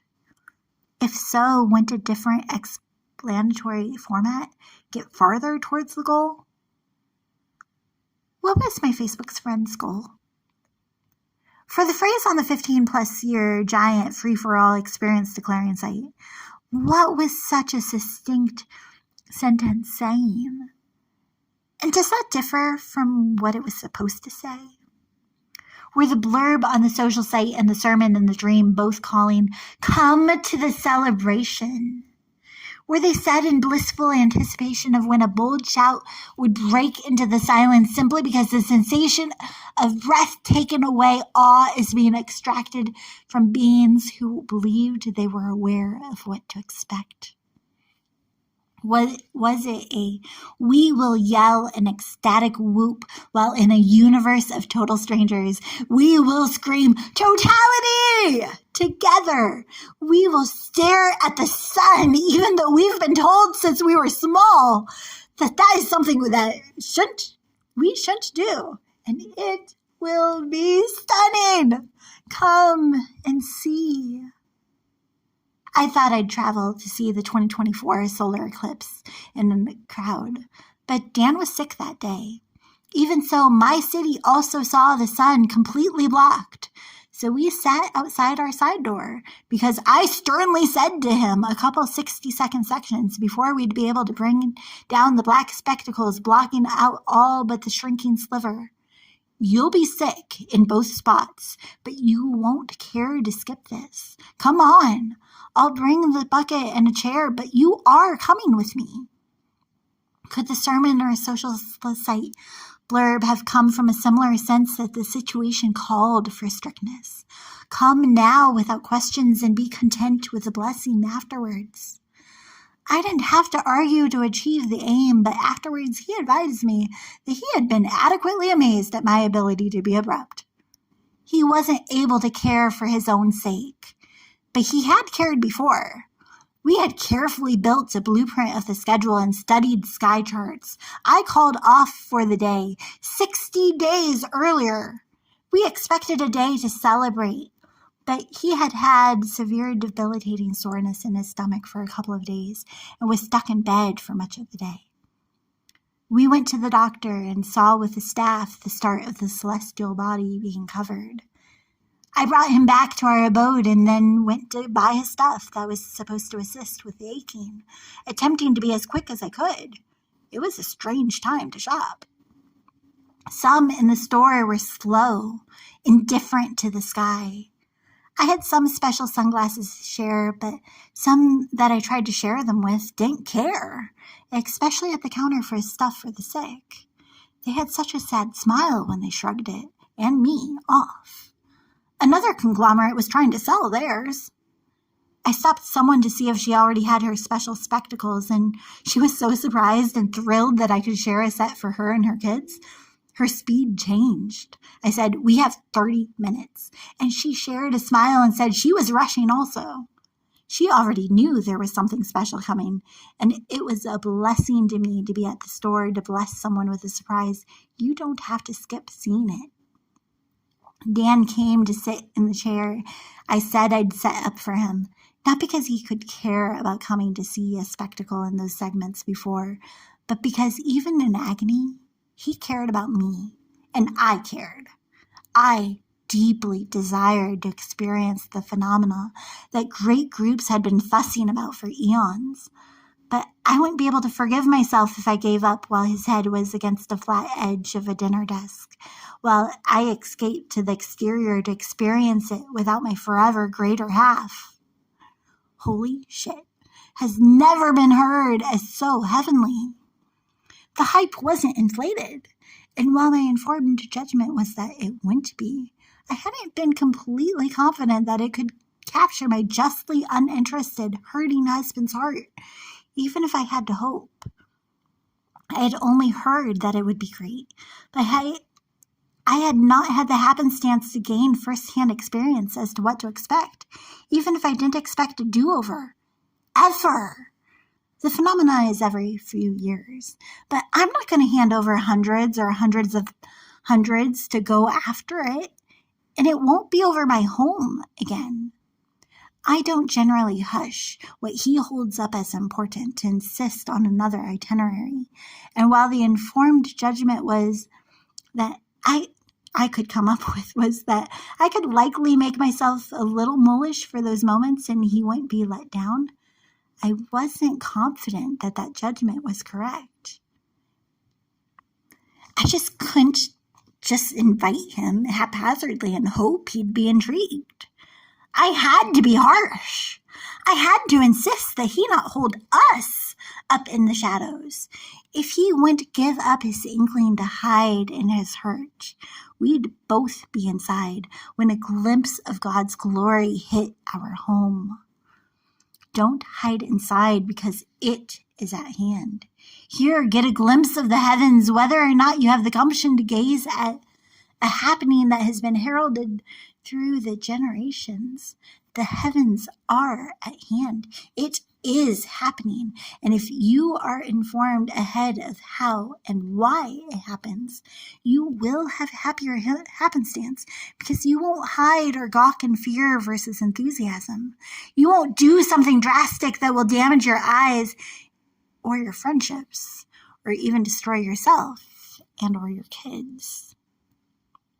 Scores have been scared of solar eclipses throughout the ages because they couldn't comprehend why the sky darkened. Centuries ago, could a child have cried out, "Come and see," only to be scolded for staring at the sun because the adults around them began to believe the sky is dropping? I searched for the superstitions surrounding the sun being covered, completely convinced that the days of killing oneself and or kids because it's supposedly a sign that brings the apocalypse were behind us. But the coverage discusses someone the same age as I, who on the same day as I said to Dan, "Come, even though you're sick, I'll clean up. In case your backwash-covered, somewhat digested stuff skips the bucket," stabbed her boyfriend, kicked her kids, a child barely the age I was when I abandoned the area this occurred. I was born in Southern California but came across the country before starting my double-digit decades, carrying a baby out of a speeding car and crashed into a significantly sized dock of some kind. Covered with bark, you see them daily, while driving 100 miles per hour. Sit with that and cry. There's clearly a story behind the story, and I don't have or desire details for. And we can't diagnose someone because of how they died. But at the surface, it seems there could have been signs of an out-of-control brain completely dysfunctioning, and that seeing a doctor could have been severely overdue. I can't and I don't care to say. Skimming the story in her channel, it would also seem that she was deep into a different kind of spirituality. She was constantly searching the stars for signs, and she was being asked with a bit or a bunch of compensation to be an advisor to assist others in their attempt to become clean. But I don't believe we can simply blame astrology from our armchairs. I am not an astrologist, but check out a couple of those vlogs and channels coming out of that community centered around Danielle's death. They are empathetic and deeply sorrowful, compassionate and consoling to those left behind. They are also adamant that this has to be considered a standalone case instead of a cause to cry out, "See, bad beliefs can cause someone to become completely downright evil." That isn't fair, and it isn't why I'm daring to include Danielle's story. I have no beef with her, nor with the community she came out of. We definitely disagree, but I don't sense a calling to speak into that community and subject. I'm not responsible for what the outsiders do, but don't we have some responsibility for those within our community of believers? God decides on the outsiders, but we need to decide when our brothers and sisters are out of line, and if necessary, clean house. 1 Corinthians 5:12, the Message. I'm speaking to those claiming to the classification Christian and back it up by calling out on some social site with zero context something similar to "Christ is coming" with a brimstone-ish background. Those that don't compensate a server with cash but abandon a booklet about salvation.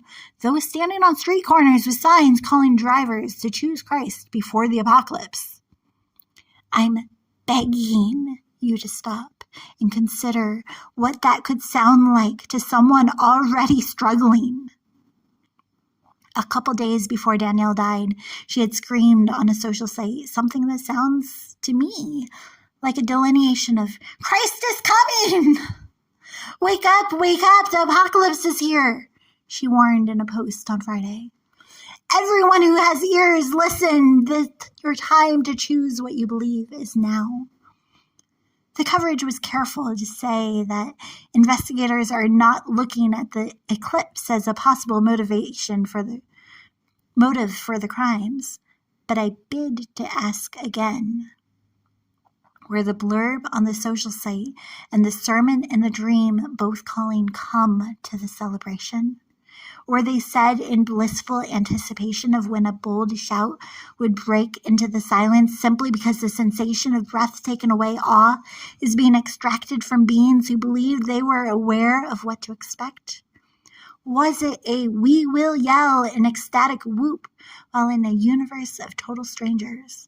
We will scream totality together.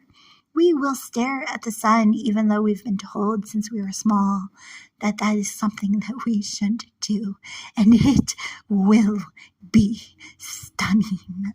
Come and see. The same scream referenced in the report went on. If you believe a new world is possible for the people right now, there is power in choice. There is power in choice. Repost to make the choice for the collective. So did she choose, with a sound brain completely capable of comprehending the decision, her disastrous end? Are there any details that, if they were found out, would irrefutably dismiss any excuse that she should be forgiven because she evidently didn't comprehend what she was doing? Did she comprehend what she was doing? Did the impulse to destroy come quickly, or was it building over a couple of days, decades? Did it come at all? Or did the destruction come despite desperately desiring to keep it away? By kicking her kids out of the car, did she desire to save them? What was she scared of? We can't determine a cause, and as a disclaimer, I echo that detectives didn't insinuate the eclipse as an instigator.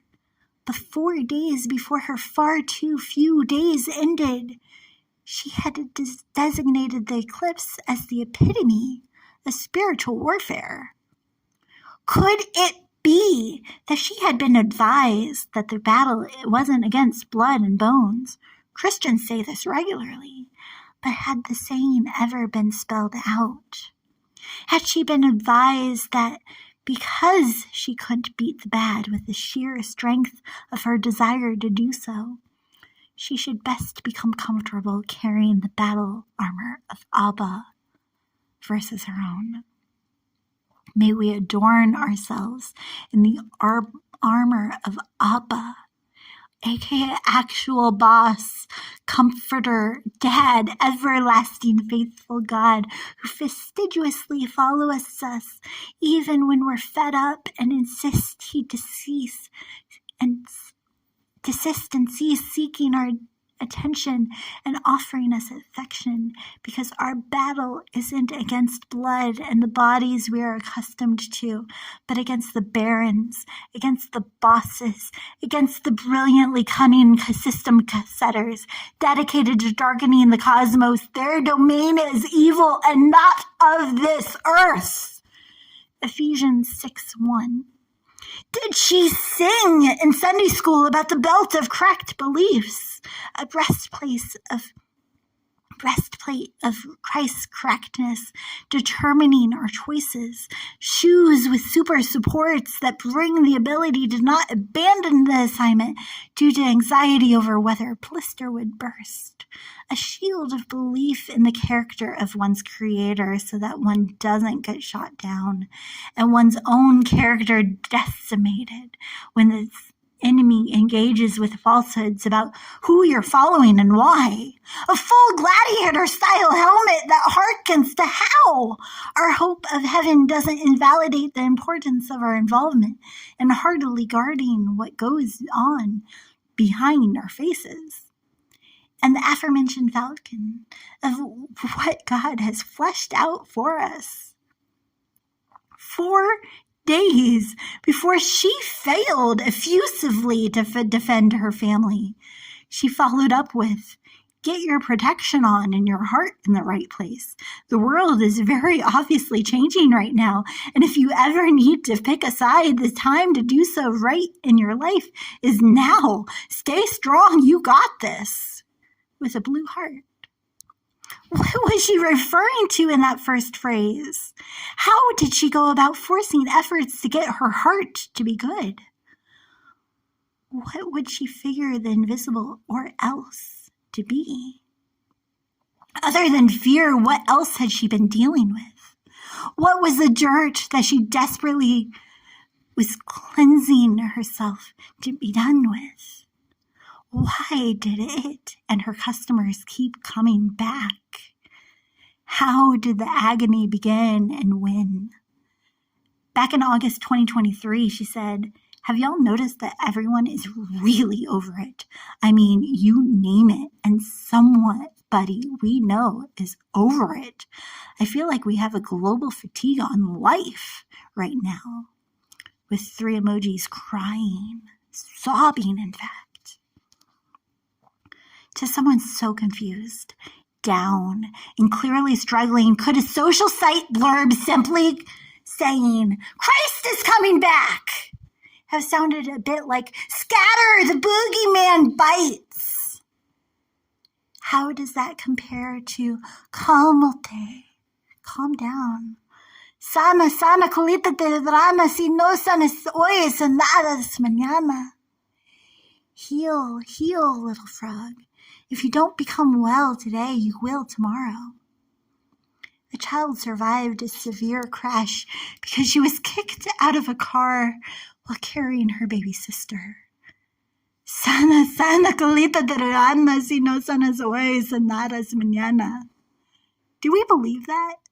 Those scars will stick. Sana, sana, colita de rana, si no sanas hoy, sanadas mañana. What would convince her that it could be correct? Sana, sana, colita de rana, si no sanas hoy, sanadas mañana. We can speak of a cosmic caretaker who cares enough about us to die in our stead. But how would seeing one caretaker stab another blur that story? We can sing about how our king came back from being brutally killed. But can we cry like he did before bringing back the brother of the sisters in Bethany? Can we simultaneously cry and simultaneously declare that everything will be okay in the end, and if it's not okay, it's not the end? Early in our friendship, I forget exactly whether it was 15 or 14 or earlier, but it was early enough that we definitely weren't a couple. I bought a birthday card with that saying on it for Dan, not expecting to ever display it in a shared abode. It was abundantly clear that I didn't desire him to consider me the destination or define me as the end that he was fighting to get to. But it was fairly evident that he was depressed to a significant degree because I couldn't confirm that we'd be a we someday. And I determined that a colorful card with a big bubble block script would seem to dismiss that as inconsequential. I couldn't determine how everything would finally be good, but I had a good God and figured he'd figure it out eventually.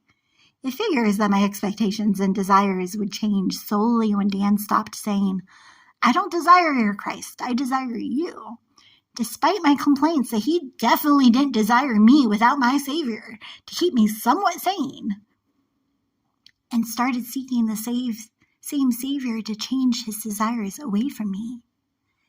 Everything will be okay in the end, and if it's not okay, it's not the end. Is that feel-good fluff? Everything will be okay in the end, and if it's not okay, it's not the end. Everything is obviously not okay. And isn't it the end for Danielle? She said she should choose a side. Didn't she do so when she sped away from a bleeding boyfriend? The complaints can be deciphered from this distance. Of course, we can't diagnose someone's soul with or without external factors or figure out what she felt. But isn't that exactly the factor that has to be engaged with? Do we have a conviction that the beginning and the culmination, not the best, but the Alpha and Omega, was blocked from completing the creation he had stated in Danielle? Everything will be okay in the end, and if it's not okay, it's not the end. I doubt the Savior is done with her. We consistently sing of our Creator's compassion. Can his character change so drastically that when the dim spectacles are discarded and Danielle stands before him, he can do anything but embrace her? But Dad demonstrates his own depth of care for us in that while we were still sinners, Christ died for us. I'm convinced that those that can't see the kingdom defined as destined for those who become like a child and are born again, who are yet devaluing his ways without understanding them, although trapped in their turmoil, are also regarded in supreme esteem and qualified to be prized, although they know not how to open themselves up to the one opening himself up to them. They are known. Although they may not acknowledge its manifestations, mercy is laid out for them in love. They may keep justifying themselves and instructing him to hand over the inheritance, insist that help is an imperative, that they can guide themselves. But every one of us was forgiven while we were yet following our Father's enemy. But Dad demonstrates his own depth of care for us in that while we were still sinners, Christ died for us.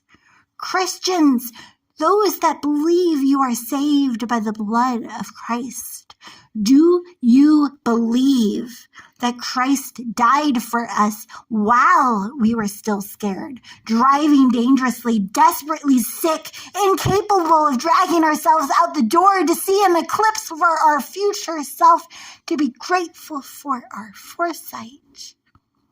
Are you grateful that you found the gospel or that the gospel found you? If the former, are you extremely, without a doubt, confident that you didn't come to a counterfeit Christ, a boogeyman of sorts, a dance instructor who forces entry into an intimate dance between Christ and his bride, saying, "Do it like this." Can you broadcast unabashedly that you had the ability, brilliance, courage, determination, enthusiasm, foresight, gumption, and humility to give yourself fully to an invisible force, or were you forcibly, without imagining it, detained while coming to Damascus, stopped supernaturally by someone else's choice? Did you choose Christ, or did he choose you?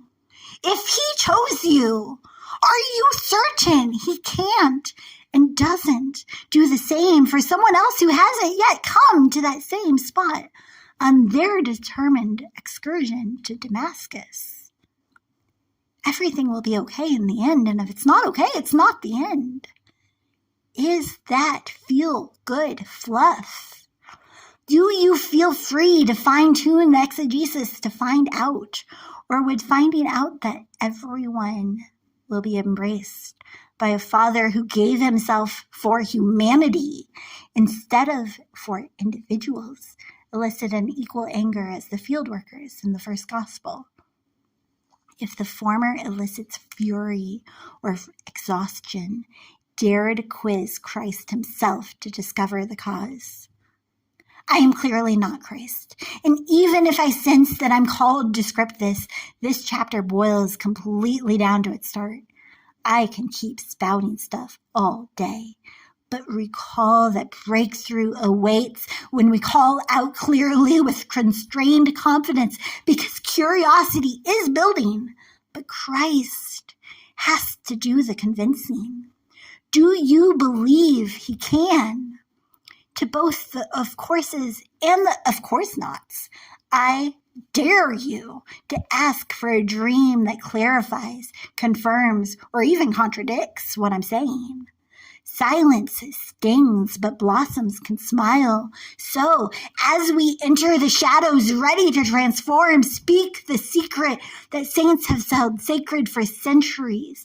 The saints are sinners who recognize the role of a redeemer, who still say, though their tongues are sometimes silenced by unseen taunters, "Speak, Lord, I'm listening," with reluctant skeptics thinking, "So I think this is sort of stupid, but she said that she received some sort of response. So if someone is really present in here / out there, would you show me your desires, what you carry as a burden, what you can do about it?"